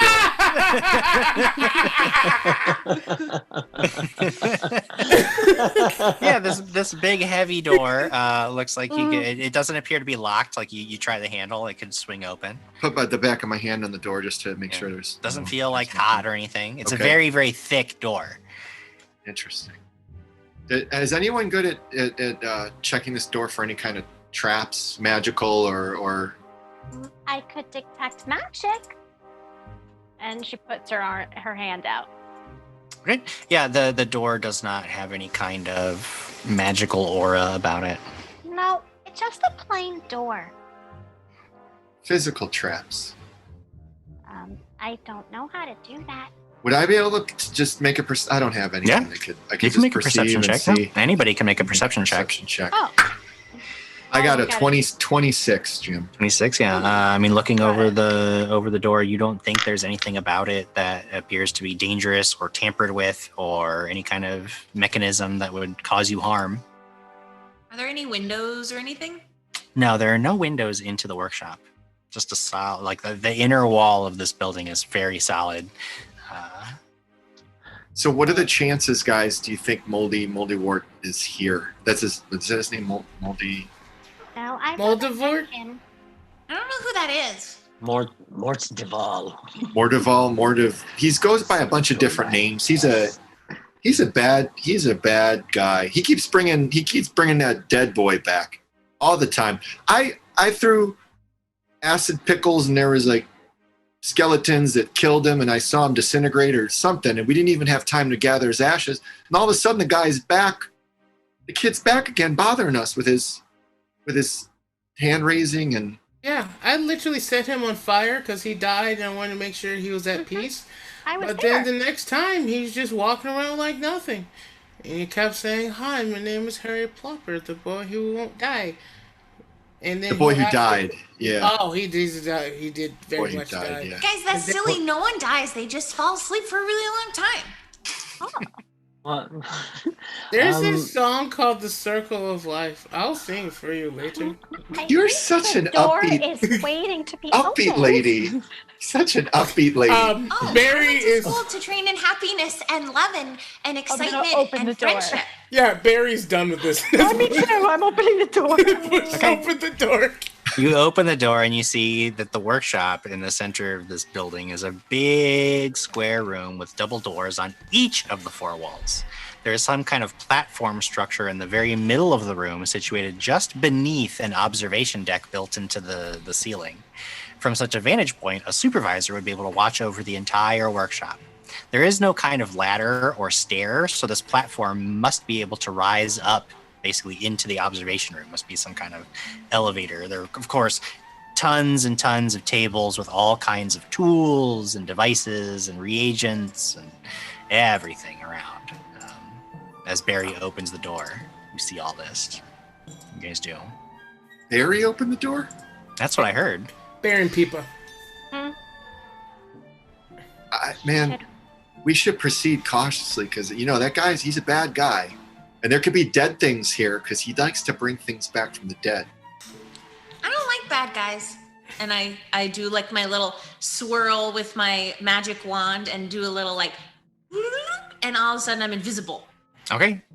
But I Were you make sure here? that I stay really close to Matt, and I kind of tug his hair and whisper, "Don't worry, Matt, I'm still here." Okay. Cool. Moon, dust, glitter, violet, sparkle wishes. I think I said all the nouns properly. Can you go up to that platform and make sure we're not being watched? Yeah. I fly straight up and Okay. receive. So you guys all step into the room. Moon, dust, glitter, violet, sparkle wishes. You fly up. There is this observation deck. It's basically like this big room that's built into the ceiling, and it's just a circular room, and all the outer wall of it are these big windows. You can see into, basically you're looking into like this office, and you see there's all kinds of different like controls and a desk and stuff in there. There doesn't appear to be anybody in it. However, after a moment, you all hear this mechanical clanking sound. Ka-chung, ka-chung, ka-chung, ka-chung. That sound comes from each of the four sides of the room, suggesting that the doors themselves have sealed shut, trapping you inside this room. Suddenly, a device in the western side of the room begins to glow, and an illusion flickers into being. That of an older man in midnight black robes, his pale skin and sunken eyes giving him a vaguely skeletal aspect. Ah, heroes. That's right. It is I, your greatest foe, your most powerful nemesis. I've infiltrated this school under the guise of an incredibly clever pseudonym. Are you surprised to see me? I don't know who you are. What? It's Moldavort. How can you... You see that one? No, have you not been... Has the boy not been... You guys... Did you not take the pamphlets? I left those for you last time to post around your offices. We didn't put him up. Well, no. Just then... good. Then you are not quite ready for the danger that you face, tiny leafy child. Great, so that means we can leave. Goodbye, sir. No, the thing is you can't leave because you've fallen into my trap. Oh. And now I will enjoy watching you try to squirm your way free. Ha ha ha ha ha ha ha. Why do you want us dead? That makes no sense if you want the boy Because to I'm- live dead. Because I am the greatest, most powerful and evil necromancer in the world, and if you all die, I will bring you back as my servants, and that's... Oh, we're gonna I really turn wish that into you a guys had put up the zombie? fly. Could you please, if you survive this, just start spreading the word? Because I don't want to have to explain this every time I face you, and I will be facing you a lot as indeed your greatest foe and nemesis. So Are you going to pay us to put those flyers up? 'Cause I'm no, not just gonna... no. You're supposed to. You're the worst heroes. ever if you don't even try to.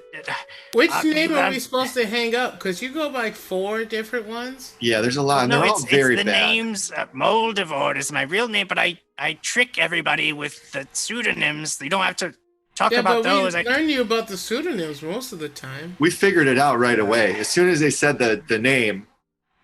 Uncomfortably close to your ear, Jim, you're going to hear, "Hi, do you like candy?"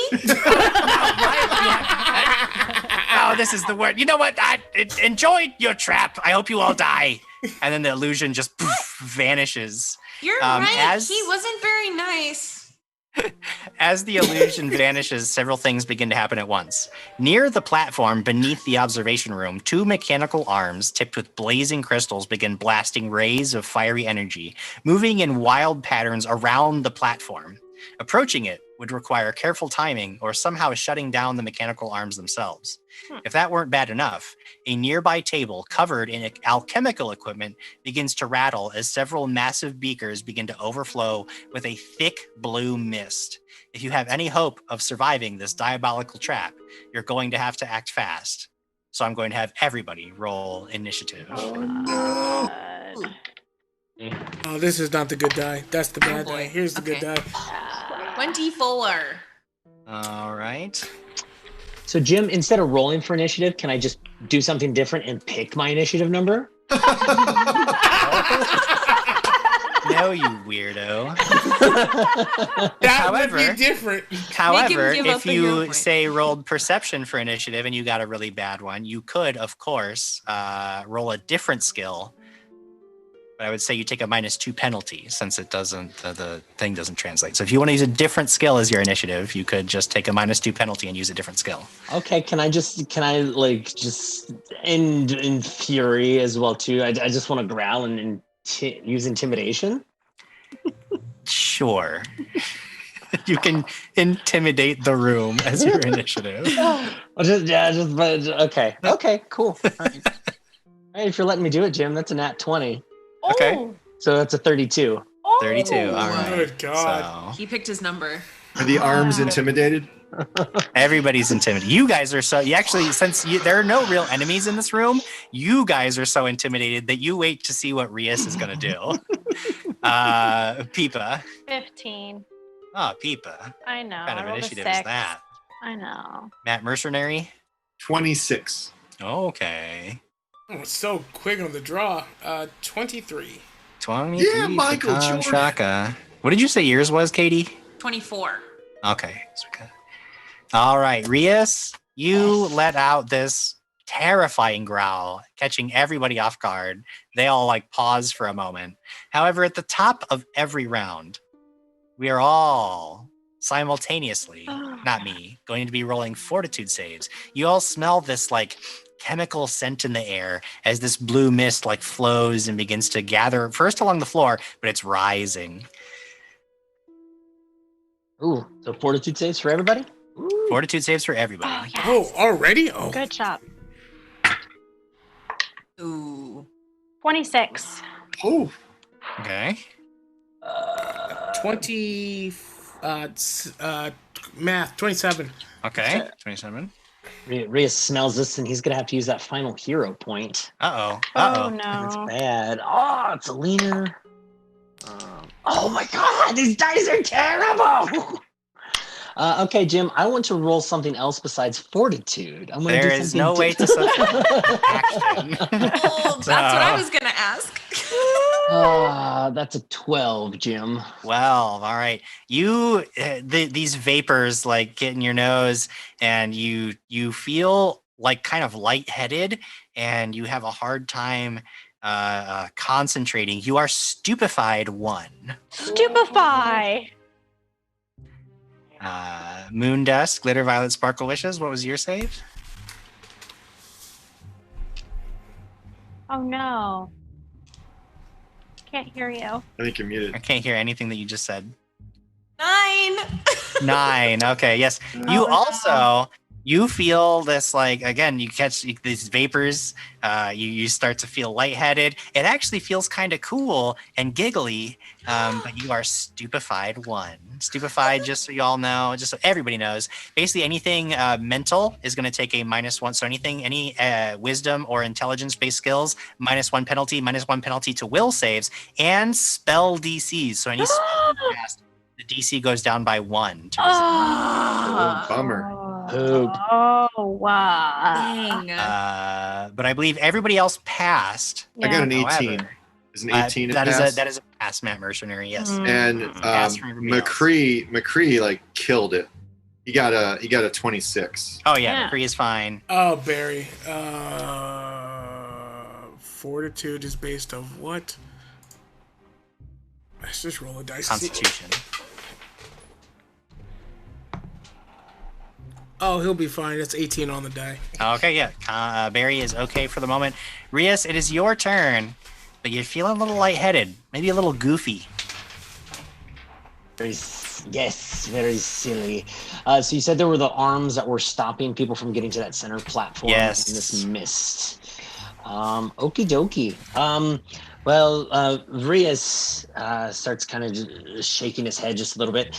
And he's gonna reach up. His fingernails are going to glow black, and then he's gonna shove his fingernails into the ground, and he is going to animate dead. Oh. So you see like this hand. I can dredge up a corpse or skeleton and fill it with necromantic life. So All right. this skeleton just kind of burst up through the ground, like right next to us, and yeah, we got a skeleton. Get a Jim. skellebuddy. A zombie shambler, as we would say. But yeah.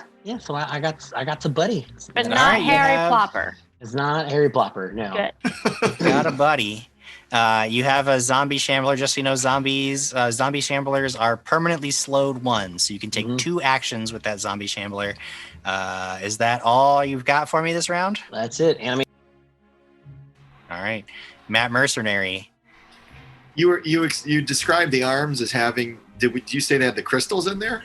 Yeah, they're basically like these big mechanical arms, and they're tipped. It almost looks like they're like tipped with like a wand tip, and these wand tips have this crystal that then just firing these beams of fiery red energy, and they're just like moving all around, swirling around this platform in chaotic patterns. Would I be able to try and would I be able to fire a bolt at the crystal to try to damage the tip of this arm? You can. Absolutely, you can. With the speed that it's moving and the size of your target, you would guess it's probably a hard shot, but there's nothing that's preventing you from taking it.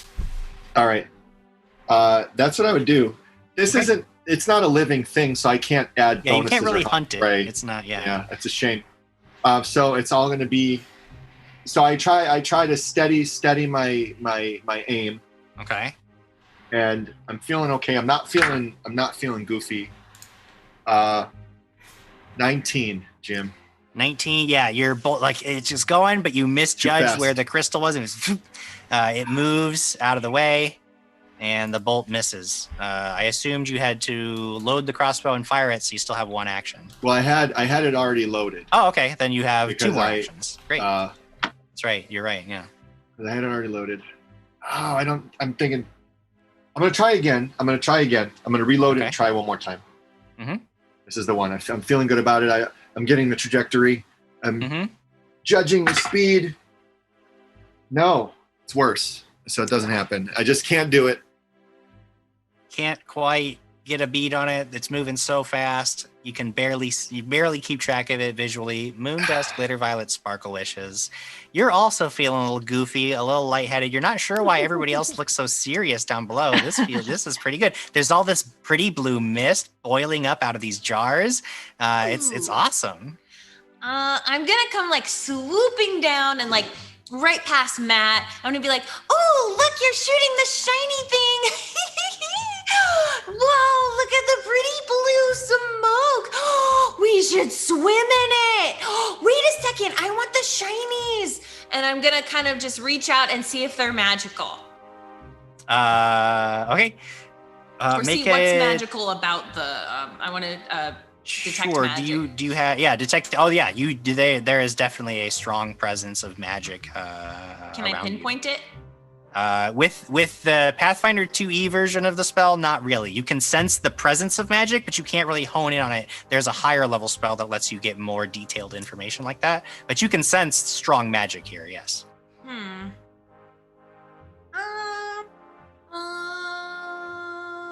Would I know, looking at it, if touching these shinies would like burn my hands off? Well, I mean, it's a pretty good bet that those fiery beams that they're blasting aren't pleasant to touch. Even you would probably feel like those aren't just pretty colors. Okay. And what they're attached to, like these arms? Yeah, there's these mechanical arms. There is a base on the arms. It looks like you're not sure. You could make a perception check if you wanted to try to pinpoint anything specific about them. I do. Ooh, okay. That's going to be a 25. 25. I want to know okay. like where like the heart of this thing is. Sure. Yeah, I get what you're going for. Looking directly at these mechanical arms, you note that it looks like there are. Sorry, I had notes on it, and I can't find them now. It makes me sad. There are these like panels. That looks like little doors in the base of each of these mechanical arms, but it looks like they've been like they look dented and like almost broken, like they've been bashed in, and you could tell like it would be really difficult to open them. Not impossible, maybe difficult for you because you're so small, but you would definitely need to pry those open if you wanted to get in there. Matt, I have to have those shinies. Can you open this thing? Can you hit it? Can you smash it? Can you do something? I have such tiny hands. That's gonna be my turn. That's gonna be Moondesk, Glitter Violet, Sparkle Wish's turns. Kanshaka, you see that there is this table full of alchemical equipment that's just like blue mist bubbling up everywhere. Then Moondesk, Glitter Violet, Sparkle Wish is like darting around. She's like just so focused on these crystals that are shooting blazing beams of energy that certainly would be a problem. You note, make a nature check. You have Thank that, right? you. Yeah, you got nature. You're a druid. 26. 26. At a cursory glance, without really getting too detailed into it, there's a ton of equipment and reagents and stuff all around, especially on that table. You think there's a possibility that if you wanted to stop this blue mist, you could always try to find something that would actually make it inert. How difficult or easy that might be would, of course, be based on what's available to you. All right. So Khan will do this. He's going to first say, Barry, restrain one of the arms. Okay. Bear hug one of the arms. Okay. And then he's going to use his other two actions to, one, I guess, try to figure out what's in the blue mist. Okay. So he'll know what he needs to get to make it inert. Sure. So you make your way over. So with one action, you command Barry, go hug the arm, and he goes lumbering towards it. He's going to try to grab that with an athletics check. Barry's athletics is not bad. Let's do this. That is a 19. 19. He tries to grab onto this, but it's moving so quickly, and he's also trying not to get singed. And the mechanical arms themselves are incredibly strong. These aren't delicate pieces of machinery, so they just rip themselves free. And I need Barry to make a little reflex save as he tries not to get singed by one of the crossing beams. He's not bad at reflex either. 22. 22. Okay, so he's only gonna take half damage. He does get a little sin, like his paw gets a little burned. You can take 5 points of force damage as he almost gets blasted by one of these rays, but he manages to dance back just out of the way. But he's unable to restrain this arm. However, you get over to the table, and you note that there are a couple of things that you see that may just help. may just be what you need. This table has a massive bubbling glass and metal tank spewing this blue mist out of it. Just being in the vicinity is causing your head to spin.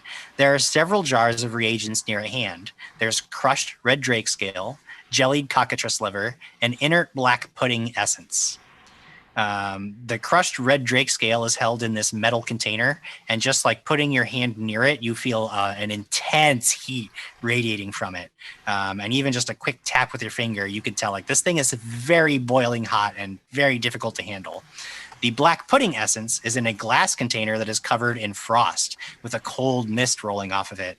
And the jellied cockatrice liver is in a clay container with a skull and crossbones label. You see, do not inhale fumes underneath.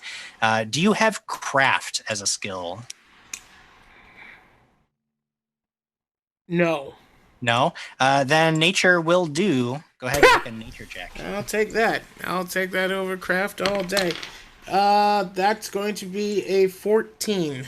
14. Actually, I'm going to use a hero point to re-roll that. Okay, all right. That's absolutely garbage.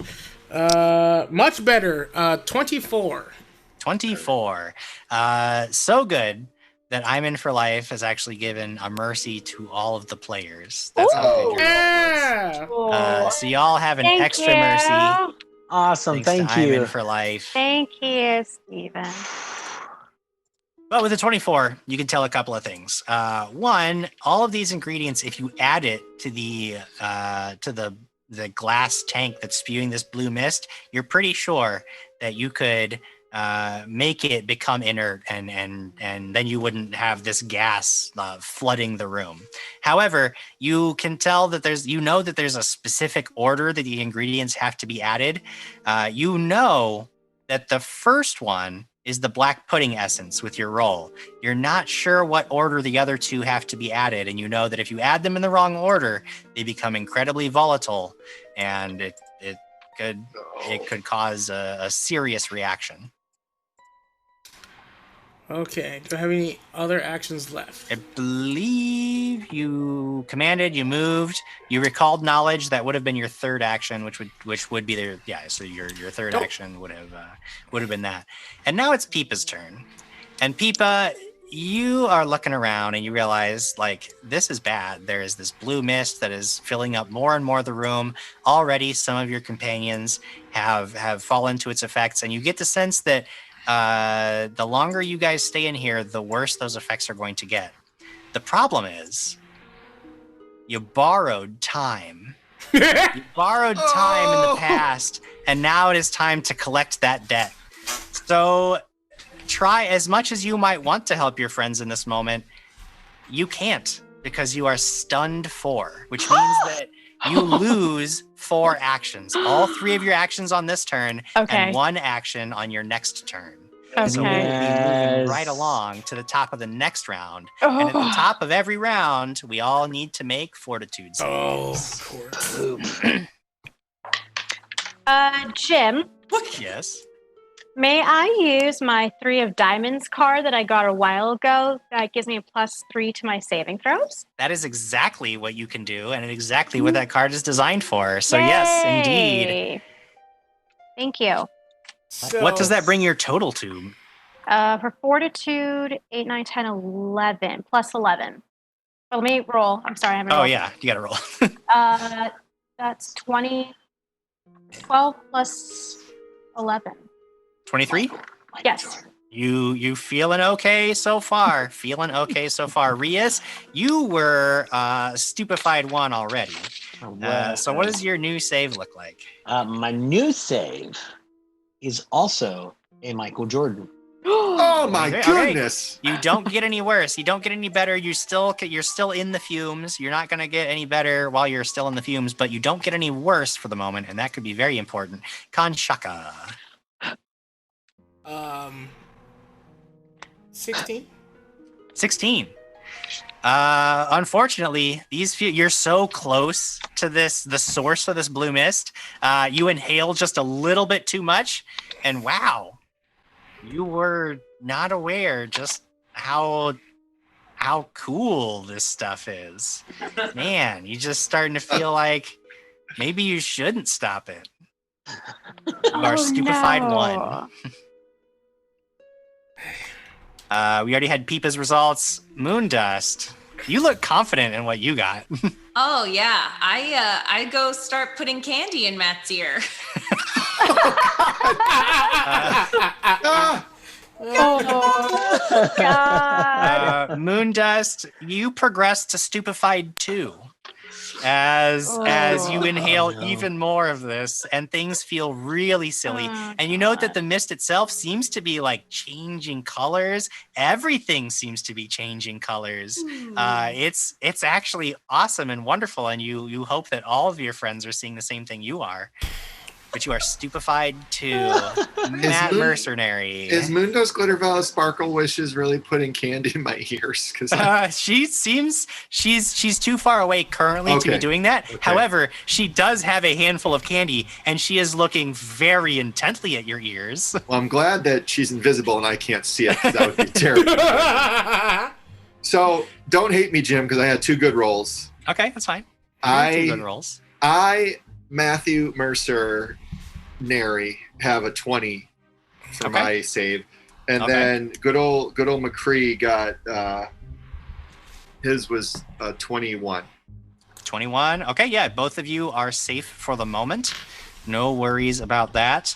With that, we move to Reis. It is actually your turn. So that is all the saves, and now it is your turn. Okay. And Barry went over and he took down one of these arms, or he's in the middle? So Barry was trying to grab onto it, but it was a little bit too strong for him. It ripped its way free of his grasp and is still flailing around. Okay. I am first going to have the zombie move up next to Barry to try to help stop this thing. Barry, okay. So the zombie shuffles its way over. And it will use its action to try to aid Barry. So go ahead and have the zombie make an athletics check now. And if it's a success, it'll actually add to Barry's roll if Barry tries again. Maybe not with a 13. Yeah, this thing it's moving so fast and it's so strong that might not be the way to do it. What do you do, Reis? Jokey. There's smoke. I'm feeling silly. Moondust is silly. Kanshaka is silly. I want to try to run around one side of the room, kind of stay up towards the top. I want to run, I guess I would say counterclockwise to try to get, get, I guess, the left door from us, essentially. Yeah, you with one action, you can get to the door. Okay, and I want to try to hit one of these other ones with a ray of enfeeblement. Okay, it is. You would know that since it's not a living creature, it is just a mechanical object that would not actually work on it. Okie dokie. Oh dang. You do note that there are lots of like tools around. There's you're not sure. It's tough to get a beat on it, but there's lots of stuff around. There always could be something that. Yeah. I'll do a perception check on that. Go ahead and make a perception check. Now note that stupefied does affect perception, so you will take that penalty on it. But that's out of the box. Even with that stuff, that is a natural 20, Jim. Hey, there we go. That takes me to a 26. Sure. You're looking around and you note that laying on a bench, there are some of that protective equipment that you were told was in the room. You see a set of lab goggles and an apron draped over a bench. You know that those would be very helpful if anybody were exposed to any kind of dangerous acids or chemicals. Of course. I am going to, I'll go ahead and pick those up. And all right. Would that be an action? Could I? Yeah. So you would have to, you would move over, you would grab them, and then that would have been your third for the round. You have lab goggles and an apron. Okay, cool. Oh my God. Is something happening with the bit? Yeah, speaking of a third action, I'm in for life just gave away 20 subs. Holy crap. Alrighty. Yes. There we go. Yeah. There's some. Oh my God! There's some Thank subs you. Rolling in. 20 subs, dude. Wow. Super sub hype. Wow. Ooh, that's amazing. Thank you so much. Gotta be Kyle. So very much. It's That is amazing. Absolutely amazing, Steven. Thank you. Thank you. Yeah, so that's my turn. I looked, I found some goggles and You a found laptop. some goggles. There's plenty of other stuff lying about. Perhaps somebody else could find some good stuff too, or find some other way to stop these nefarious traps. Matt Mercenary, it is your turn. It's Matt Mercenary's turn. He realizes quickly he doesn't have what it takes to hit these. He's not a good enough aim to hit the arms. Mhm. But he did hear Moondust Glitter Violet Sparkle Wishes tell him to go take care of these panels or try to pry these open. Yes. Okay. So you watch as he reaches down and pulls out what you know to be this small signal whistle that he signals McCree with, and he gives him a little signal. They lock eyes, and they both start charging forward. Okay. Towards the beams, and they're going to we. We're gonna pee. Matt Mercenary and McCree are going to dive, duck, dodge, dip. We're gonna roll through and try to get to these panels because I'm guessing that these things. Well, the panels are on the bases of these mechanical arms, so you actually wouldn't have to move through the beams to get through that. You could actually get to the bases without a problem. It's if you wanted to get to the elevator platform that you would have to dip, dodge, duck, and weave. So, gosh. That was so much more dramatic. It's still dramatic. So dramatically, sure. You we dive charge under forward. the It's like tables and everyone's over the watching. benches. Yeah, And yeah. Diving, ducking, rolling. McCree's lumbering forward, and everyone's probably just looking and wondering why. What was? So we get over there. So I'm guessing that's two actions. So far, yeah, you commanded McCree. You moved. You and McCree both have one action left. You do see Moondust Glitter Violet Sparkle, which was pointed out. There are these panels on the base, and it looks like they've been smashed to be jammed shut. But if you both wanted to, you could try to rip them open. Yes, we're going to team up, and we're going to try to rip this thing open and see if we could. All right, disarm. go ahead and make an athletics check for you and McCree. So there's a double one for both of us. Yeah, who's stronger, you or McCree? I think McCree is definitely stronger. All right, so why don't me. you can aid McCree then? Okay. So you just you'll both make an athletics check, but you're going to try to give McCree a bonus to his. Okay. So here I'm going to start with McCree's athletics check. Oh goodness! I already used my flippin' hero point. McCree cragged it. Oh no! So I guess it's not even worth trying. And then I rolled a 1. Oh no! Wow! It's all that dipping and dodging. So there's all this dipping, dodging, and all this crazy stuff, and everyone's watching, and they're like, "What's happening?" And we get over there, and then we're trying to pry this thing open, and nothing happens. There's just nothing. You just see us straining, and I'm over there grunting, and the problem is really it's not even raw strength at that point. It's so hard to get a handle to even start prying. You can't get your fingers in there, and McCree's paws are too big, and it's so difficult. You don't make any progress there. But it theoretically could be done, just not at this moment. Not with that kind of rolling. Oh boy. Moondust Glitter Violet Sparkle Wishes. The world is great. And you have Candy, and Matthew Mercenary has an ear, and he's trying to rip this thing apart so you can get the shinies, and he probably needs some help. Well, Moondust Glitter Violet Sparkle Wishes is gonna see the smoke kind of billowing underneath her, and she has her fairy wand in one hand and her candy in another hand, and she just looks down and points her fairy wand at the smoke, and it changes colors, and then it changes colors again. She's like, "Whoa, did you know I can change the color of the smoke? This is amazing. I don't think I ever want to leave here. There's so much to do, and there's so much to see, and there's so many games we could play." And she takes a piece of candy, and she's going to start throwing the candy into the beams. Okay. What happens? Well, you throw the candy, and one of the beams slices across this like jawbreaker thing, and it just explodes in a shatter. Like there's a shower of sugary shards that blast. Shower of sugary shards. Yep.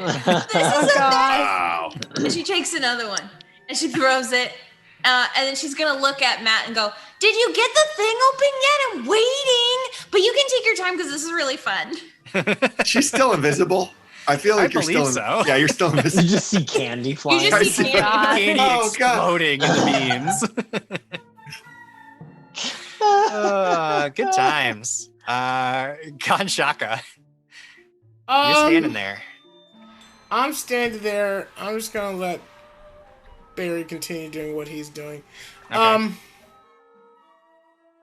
I want to make another check to see which one of these I'm going to pour next. So I know I'm putting the Death Clay face.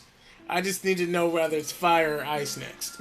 That is correct. You need one more. So just recall that a nature check is affected by being stupefied. So that'll be a -1. So it's only a plus 11. Only. That's a D12. Let's try a D12. Don't roll a d12. You'll have a hard time getting a good result with that. 21. 21. Okay. You think about it even more. You know the black pudding essence goes in first. The black pudding goes in first, and then it was the red drake scale. If you add the red drake scale after, that should further stabilize this stuff. And then obviously there's only one thing left, the jellied cockatrice liver.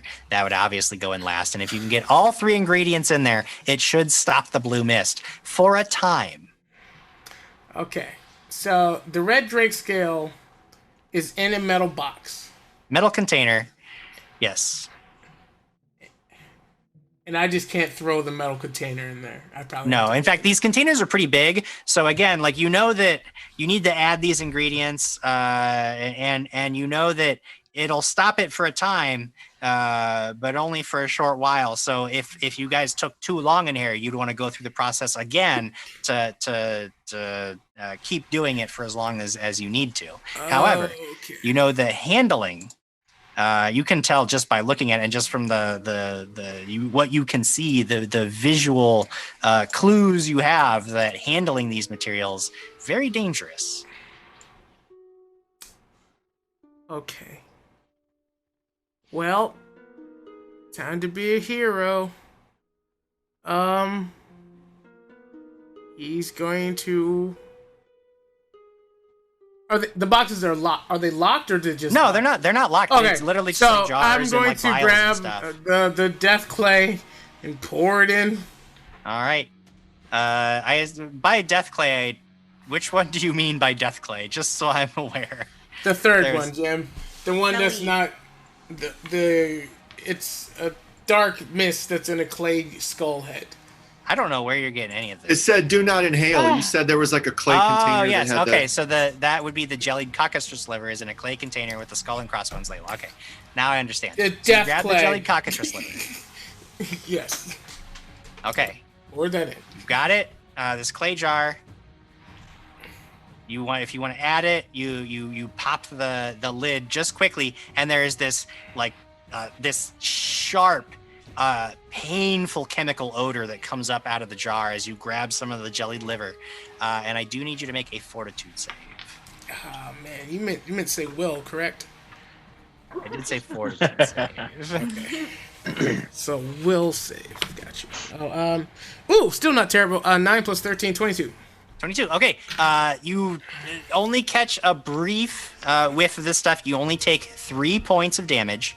But you have the jellied cockatrice liver. You add it into the container with the blue mist, and there is a shaking and a rumbling, and then the whole concoction explodes up out of the container and covers you in this acidic liquid. And I need you to take.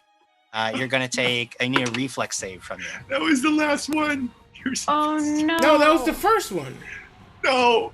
Jim. No, it was No, Matt supposed Mercenary's to go. got it right. It's supposed Jim to go said black it was pudding, then the red, then the jelly. Oh no! Whatever. I rolled a natural 20. So, you take 2 points of acid damage, and that is all. 2 points of acid damage. That's fine. My character has a -1 for intelligence right now, so. Hey, it checks out. Good. It checks out. It makes sense. It's all good. You're stupefied. No, but we didn't say anything. I wasn't going to metagame. It was one action. You did one action to recall, one action to add the ingredient. You realize, oh wait, that was the wrong one. You do have one action left. Okay, so it's fire than ice. So I'm going to add the fire one. The crushed red drake scale? Crushed red drake scale. Okay. You grab the jar you open up the jar of crushed red drake scale. It's painful to the touch. It's so hot. I do need you to make a fortitude save. Oh, these are gonna run out. That's going to be a clear reroll. So it's gonna go ahead and get rid of that hero point right there and do this again. That's much better. 27. Oh, thank God. Okay. That is a critical success. You managed to get just enough for the Drake scale without burning yourself at all. You add it into the mixture. There is another rumble, an explosion of acid. And I need you to make a reflex save.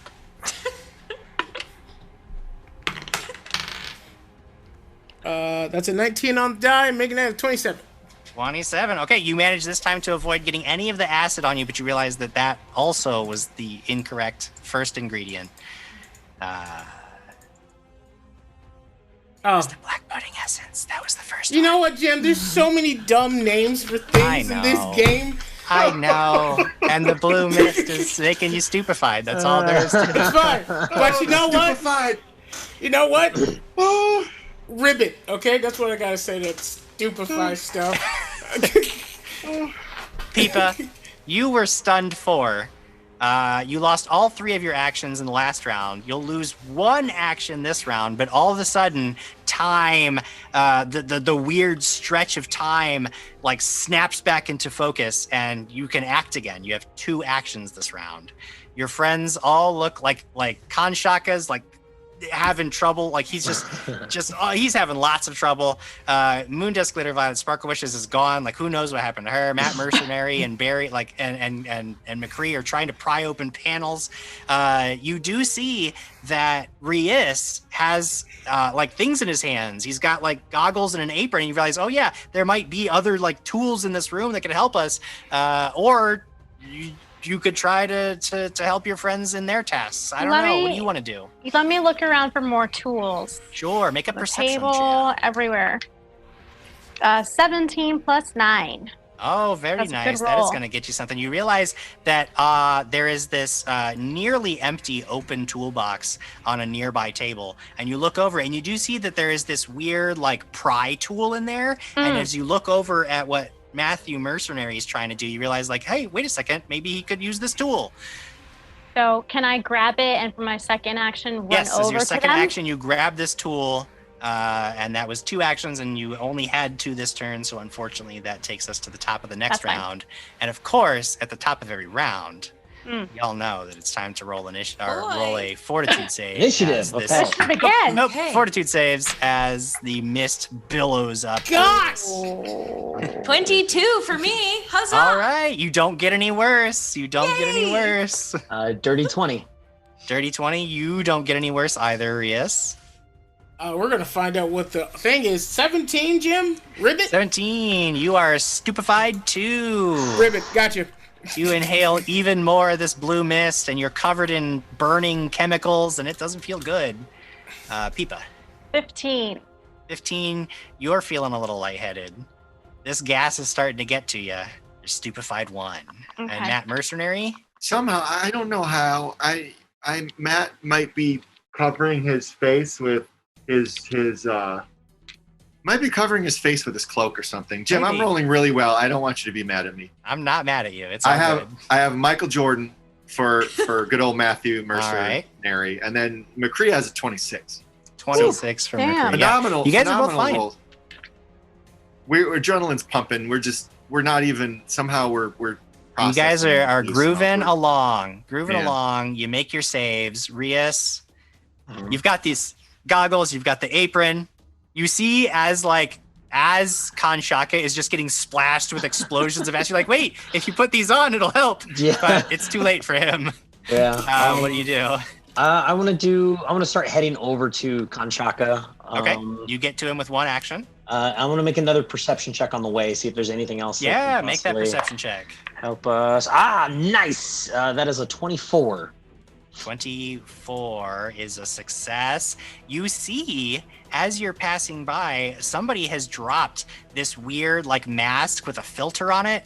It looks like it fits over your head. It's a gas mask, and you are looking around at all the mist. And you're like, hey, somebody who wore this would be able to not get stupefied like you are. Yeah.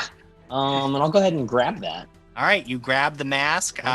So you get to Kanshaka. Now you have the lab goggles, this apron, and a gas mask in your hand, but that is the end of your 3 actions. And Matt Mercenary, it is your turn. Really quick, Jim. Yeah, go ahead. Is it a free action to hold my breath? Yes-ish. I mean, I don't think it's any action. I think you could just hold your breath if you want. Okay. Well, holding my breath, is that going to help at all against this? You're not sure yet, but you could try it. Yeah, I'm gonna hold my breath. Sure. It is now Matt Mercenary's turn. Matt Mercenary. Alrighty. So we're prying as hard as we can. You see McCree, and he's a bear. He's strong. Mm-hmm. He can't budge this thing. I look around. I need to look around. I start looking around the room. Well, the first thing that you see, without even a check, without any kind of action, is you do see that across the room, Peepa is holding up this pry bar, and he's like, "Oh wait, I've got something." But she's over. She couldn't get to you last turn, so she does have something that looks like it very well could help. How far is she away from me? Because one action would get you to her. I'm running over there, taking this thing, running back. Okay, you've got one action left. I may be just stupefied always. I think I saw something in there that someone said that. So we're going to go at it again.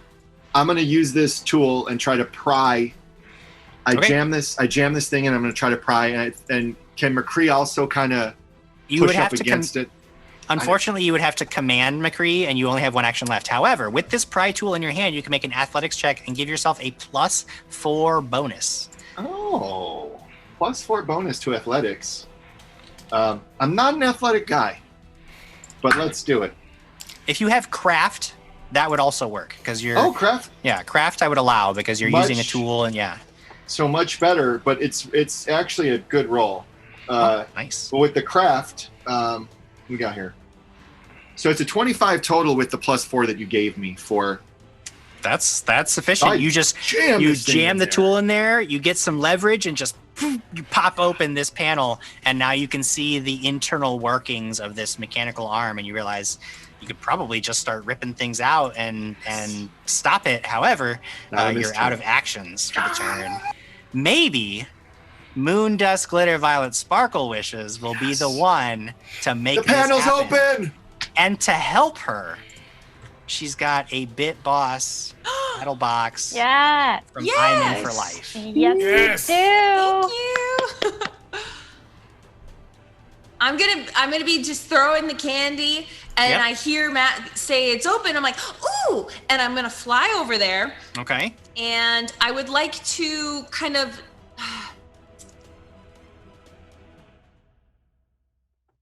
I'm gonna try to dispel magic. Hey, I dig it. I'm in for it. All right. You make a counteract check. A counteract check, you're just going to make a d20 with your spellcasting modifier. It's basically like if you're making a spell attack, but you're making a spell attack against this effect. Now remember, as stupefied, it's going to affect your spellcasting. So it's going to be that that penalty is to your stupefied value. So I did roll an 18 on the die. Ooh, okay. And then I'm adding my level. What is your spell attack? Do you have that on there anywhere?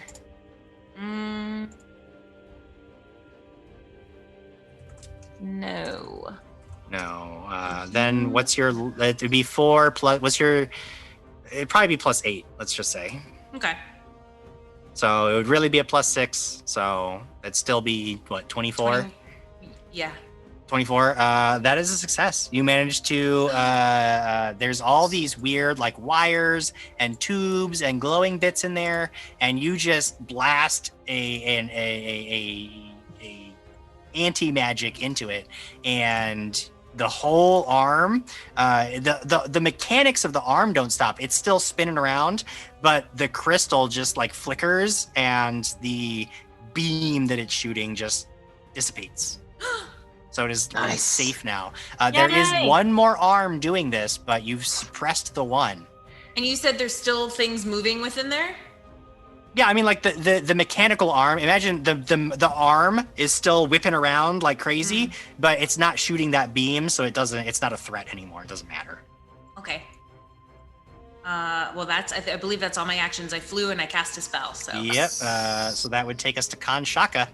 Kanshaka, you had a bad experience, but you feel like surely you've got it this time. I believe the process of elimination leaves it to only one ingredient left.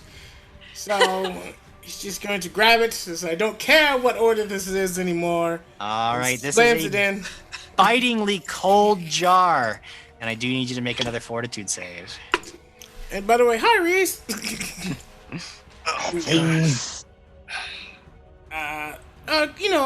Cold and death-like. Fortitude, 19.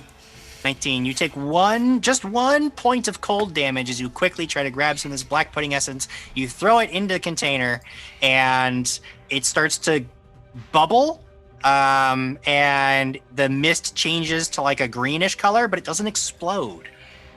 Realize that you've successfully added the first ingredient. You need 2 more to completely suppress the mist. I already put this stuff in. Oh, they had bad reactions. Okay. Yes. So the first one was scale. the I put the what's that? scale in then. The scale's next. You grab the hot metal container, rip it open, make a fortitude save. That's gonna be close. 18. You just take 1 point of fire damage as you burn your hand getting this red drake scale. You throw it in, it bubbles up, the mist changes to like a yellowish color, and you're good so far. And then the liver.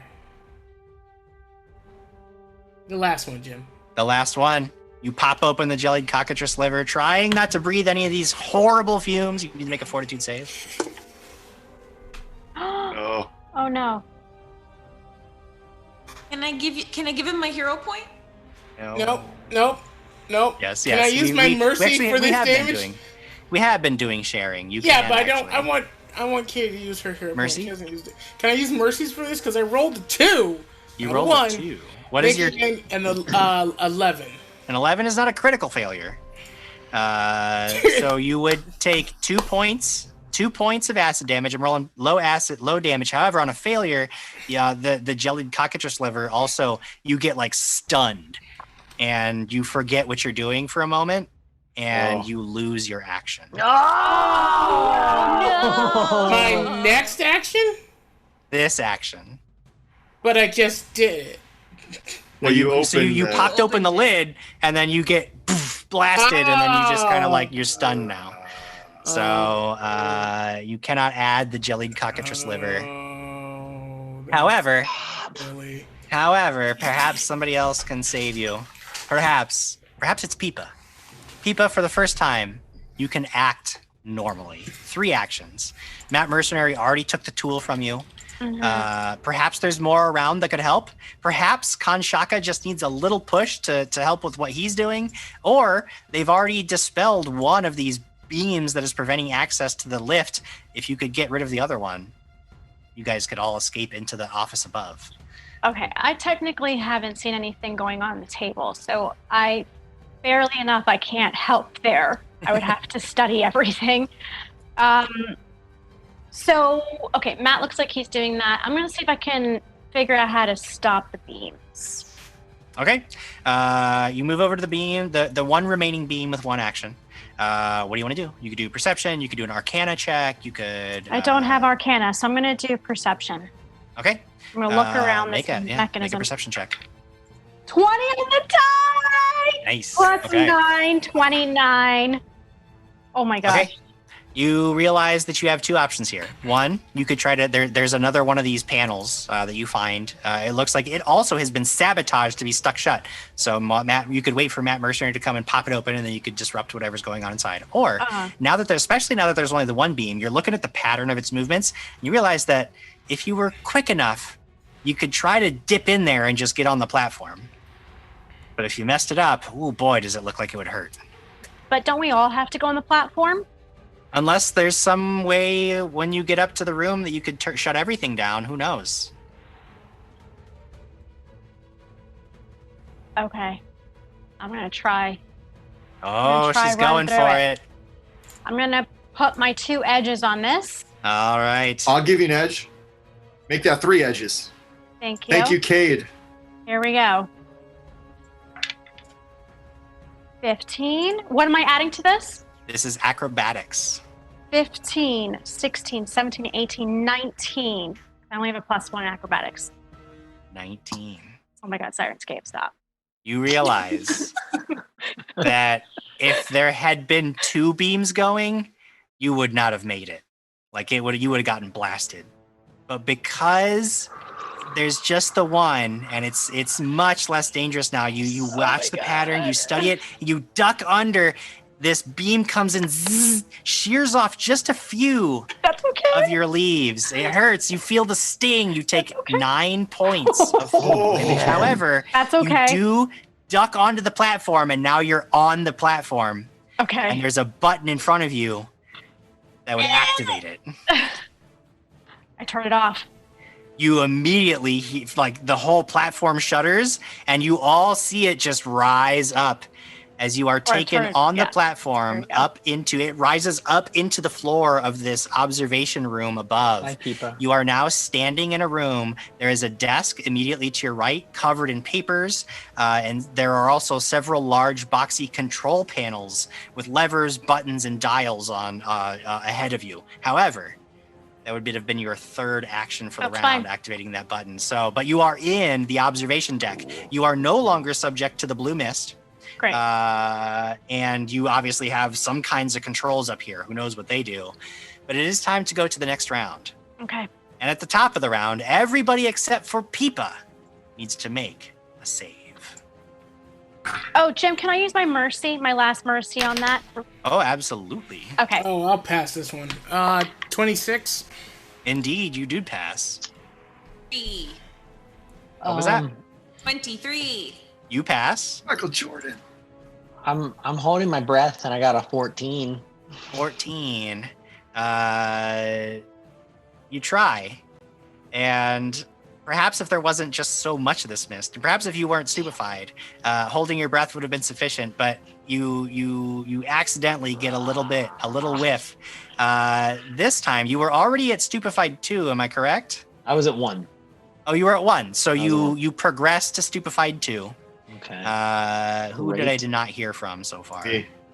So I cragged it. Oh no. Oh no. So 10. Oh, no. 10 for me, and then McCree also got a 15. All right, you are both for the first time. You failed. Stupefied 1 for both of you. Everybody is starting to feel the effects of this mist. It is starting to get overwhelming. Hopefully, you can end this nightmare soon. Rias, it is your turn. My zombie is stupefied as well. Zombie is actually immune to mental effects and cannot be stupefied. So. Already stupefied. Oh, it's a mental effect. Oh, cool. Yeah. Okie dokie. Well, then never mind. My zombie's fine. Cool. I'm actually going to reach up. I see Kanchaka. He was just going to like pour this thing out, right? I'm just going to reach out, grab his wrists, and well, actually, I'm going to grab his wrist. Dump it in. All right. Yeah, I'm going to dump it in. You basically just force him to dump in the jellied cockatrice liver. As it hits the blue mist, there's a moment where it's still bubbling up over the beaker, but then it stops and it's suppressed. Roll a 1d4. 1d4. Nice. It's a 4. 4. So the mist, the reaction will stop for 4 rounds. Nobody will have to make any new saves against the mist. However, the current effects that you're feeling are still in effect until you can actually get out of this room somehow. But yes, you've done it. It was 1 action. I'm going to put the gas mask on Kanshaka. Okay. Now, regardless of what happens, Kanshaka, you will not need to make any new saves against this effect. The mist you are immune to it while you're wearing the mask. And I'll put on the goggles for him as well too. All right, just dressing on. So basically, maybe it's too little, too late. But if anything else happens, you are well protected against these chemicals. The thought that counts. It's the thought that counts, right? Matt Mercenary, it is your turn. My turn. We know that this works. We know that prying open the panel works. Yep. I think I used to know. Oh man, what? It's getting weird in here, guys. I gather myself up and I move over to the next base to pry open the other panel. All right. Make that athletics check. Are you gonna have McCree try to help you? Yes. Okay, well, so I would need to do a. You would command, but basically all that would mean is that your one check is going to be your 3 action because you move, you command, and then your athletics check would be your 3rd action. So. I'm a little command. Very good. With my little signal, little signal command. He comes over. This is already looking great for me compared to before. Oh boy. This is nuts. I rolled a 17 for me and a 17 for him. Nice. So it's got to be it's totally got to be. This time on this one, his claws find purchase. You get the tool in there. You guys just crack this thing open, easily exposing its innards. However, it was all of your actions to do that. Now I it's have up the to second Moondust. panel open. Moondust, it is your turn. It looks like Matt Mercenary was successful. What are you gonna do? Wow, look at you! You're so strong and stuff. Whoa, your hair's changing colors. This is so cool. And she's gonna fly down and she's gonna look inside of the panel. And it almost looks as if whatever's inside just is moving, very slow motion. And it's pretty. And she reaches her hand out and she'll dispel magic. All right, make another one of those counteract checks. It was a +6. You just said a +6, yeah, because of the condition. Yeah. All right, so that's a 15 on the die, so 21. 21. This time, again, it's not as great. It takes it a second. You have to really focus, and you almost lose track of it because there are now these little. You could have swear it was like a purple caterpillar that was crawling around in there, and you try to reach for it, but no. You have to focus on your friends need you. So you banish the thought from your mind, and then you refocus your magic, and this crystal again stops. Those beams stop. And it looks like you successfully deactivated this one as well. It is now Kanshaka's turn. You got a mask and goggles on. Looking like a baby bear, a steampunk bear. Is going to look around to see what he can help with. Okay. So things that you know that this chemical reaction is suppressed, but it's not gone. So you guys have some time. You bought yourself some time. It looks like Moondust Glitter Violet Sparkle Wishes has managed to deactivate the beams of force, but the platform is now up in the ceiling. You saw Peepa rode up into that. So at the moment, there's no immediate danger. There is like a little panel you could try to go over and recall the little lift and bring it back down. There's a control on the ground floor as well. Or you could look around and see if there's anything else that might help, because eventually, if you guys can't figure this out, that reaction will start back up, and that mist is gonna come back at some point. So what do you do?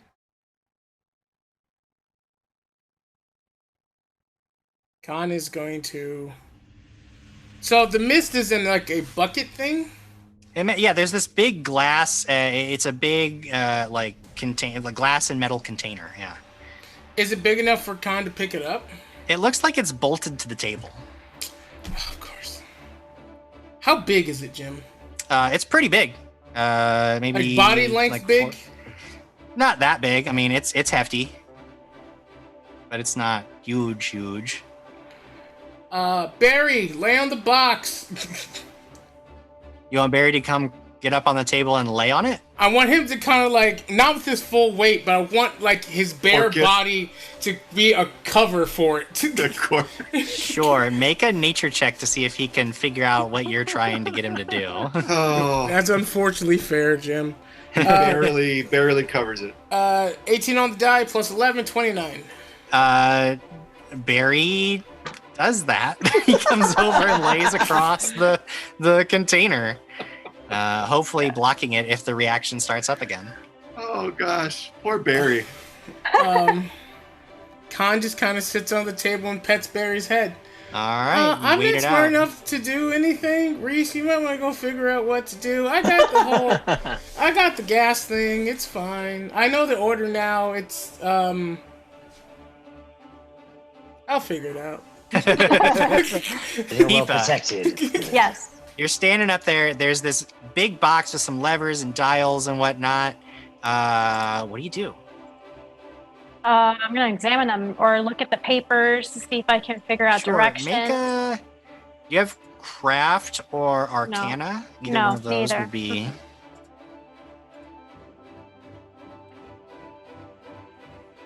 I do not. You don't have arcana? None of them. Mm-mm. Wow. Do you have occultism? I do. That I do Sure, have. make an occultism check. Sorry. It's okay. I just... 17. 17. Okay. You're pretty sure that there's a couple of different things they can do with the controls here. One, you could have shut down the mechanical arms from up here. You can disengage all of the locks on all the doors. And there looks like there's a control to activate emergency ventilation, which might just help with Let me go after However, that. There's a fourth one that also says open specimen cages, and you're not sure what's in the specimen. I'm not going to do that right now. No, I'm going to stop stop all the smells. Sure. So you guys, you crank the lever for the emergency ventilation. Everybody in the room below, there is this whirring and then this whoosh of air as all of the mist is now getting sucked up into these vents that are in the ceiling. Now you know that it doesn't even matter if the reaction continues. The ventilation will protect all of you. That danger is over. In fact, now that danger is completely over, we can actually come out of initiative order. So, Peepa, if there's anything else that you want to do there. Can I unlock all the doors so we can get back out? Yep, you. There's this other button. You smack on it. Everybody down below, you hear this ka-chunk, ka-chunk, ka-chunk, ka-chunk, ka-chunk sound as the doors, the locks on the doors disengage. And then can I just quickly do another perception check to see if there's anything on the desk or Sure. anything Yeah. else? Go ahead and make a perception check. Oop. No, out of the box. Where'd you go? Sorry, hold on. 20 on the die, plus 9, 29. Nice, very nice. So you're looking through the desk, you're shuffling through all these papers as your companions down below you are sort of recovering. After a while, after a couple of minutes, like you guys actually start to feel that lightheaded sensation dissipates. You breathe sighs of relief, and you're kind of waiting for Peepa to give you the all clear from up above. Peepa, you're shuffling through all the papers and you find this drawer that you pop open and there's like a false bottom to it. And you're like, all right, now you know that you found something good. So you pop open the false bottom and there's this black leather journal lying there. I'll grab it. Okay. And then I'll hold it and then I'll press the button to go back down. All right.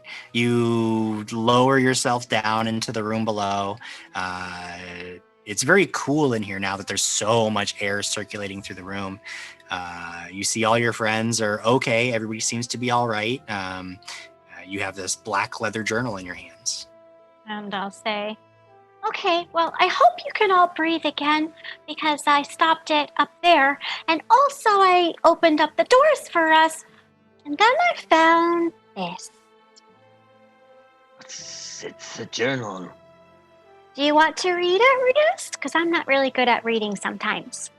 Reading? Yes, I guess I could take a look at it for all of us. I hand it to Rias. Sure. You hand Rias this journal. Rias, you open up, and on the inside cover, it is titled Diabolical Plan. Flipping through the pages, you see that most of the writing is in some kind of indecipherable code. But there are plenty of drawings, diagrams, and designs that give you a general sense for what this madman is hoping to achieve. You see formulae for the blue mist.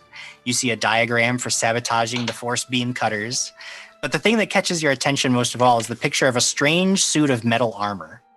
A person is drawn in the armor, and if the scale is correct, this suit is more like some kind of arcane machine operated by the figure inside. You can see that the diagram, that there is a vast number of mithracite crystals required to operate it. And you think to yourself that if Moldivort got a hold of what he needed, who knows what destruction he could visit upon the city with a machine of those capabilities. But whatever it is, that is a story for another day. We have reached the end of our adventure for tonight. And that's it, friends. I thought you were going to tell us there was a drawing of Harry Plopper in the book. For sure. Fired. All right, friends. Why don't we turn to chat? We actually completely forgot to check in with chat. We didn't check in with chat, man. I was too pumped about the second half of our episode. Chat, how you doing? How you guys? Gifted subs. Oh, so many gifted subs. That's so helpful. That really makes such a huge difference for the channel. Thank you guys so much. Gary and Wolf just gifted 2 subs.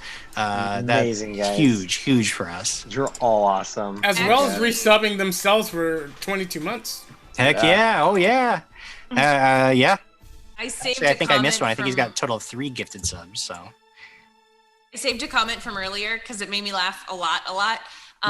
Brian Summer said, "The Sparkle Wishes family name has quite the lineage. It was changed to Sparkle Wishes in the 1780s after a sugarcane scandal involving the original family name, Horrible Death." There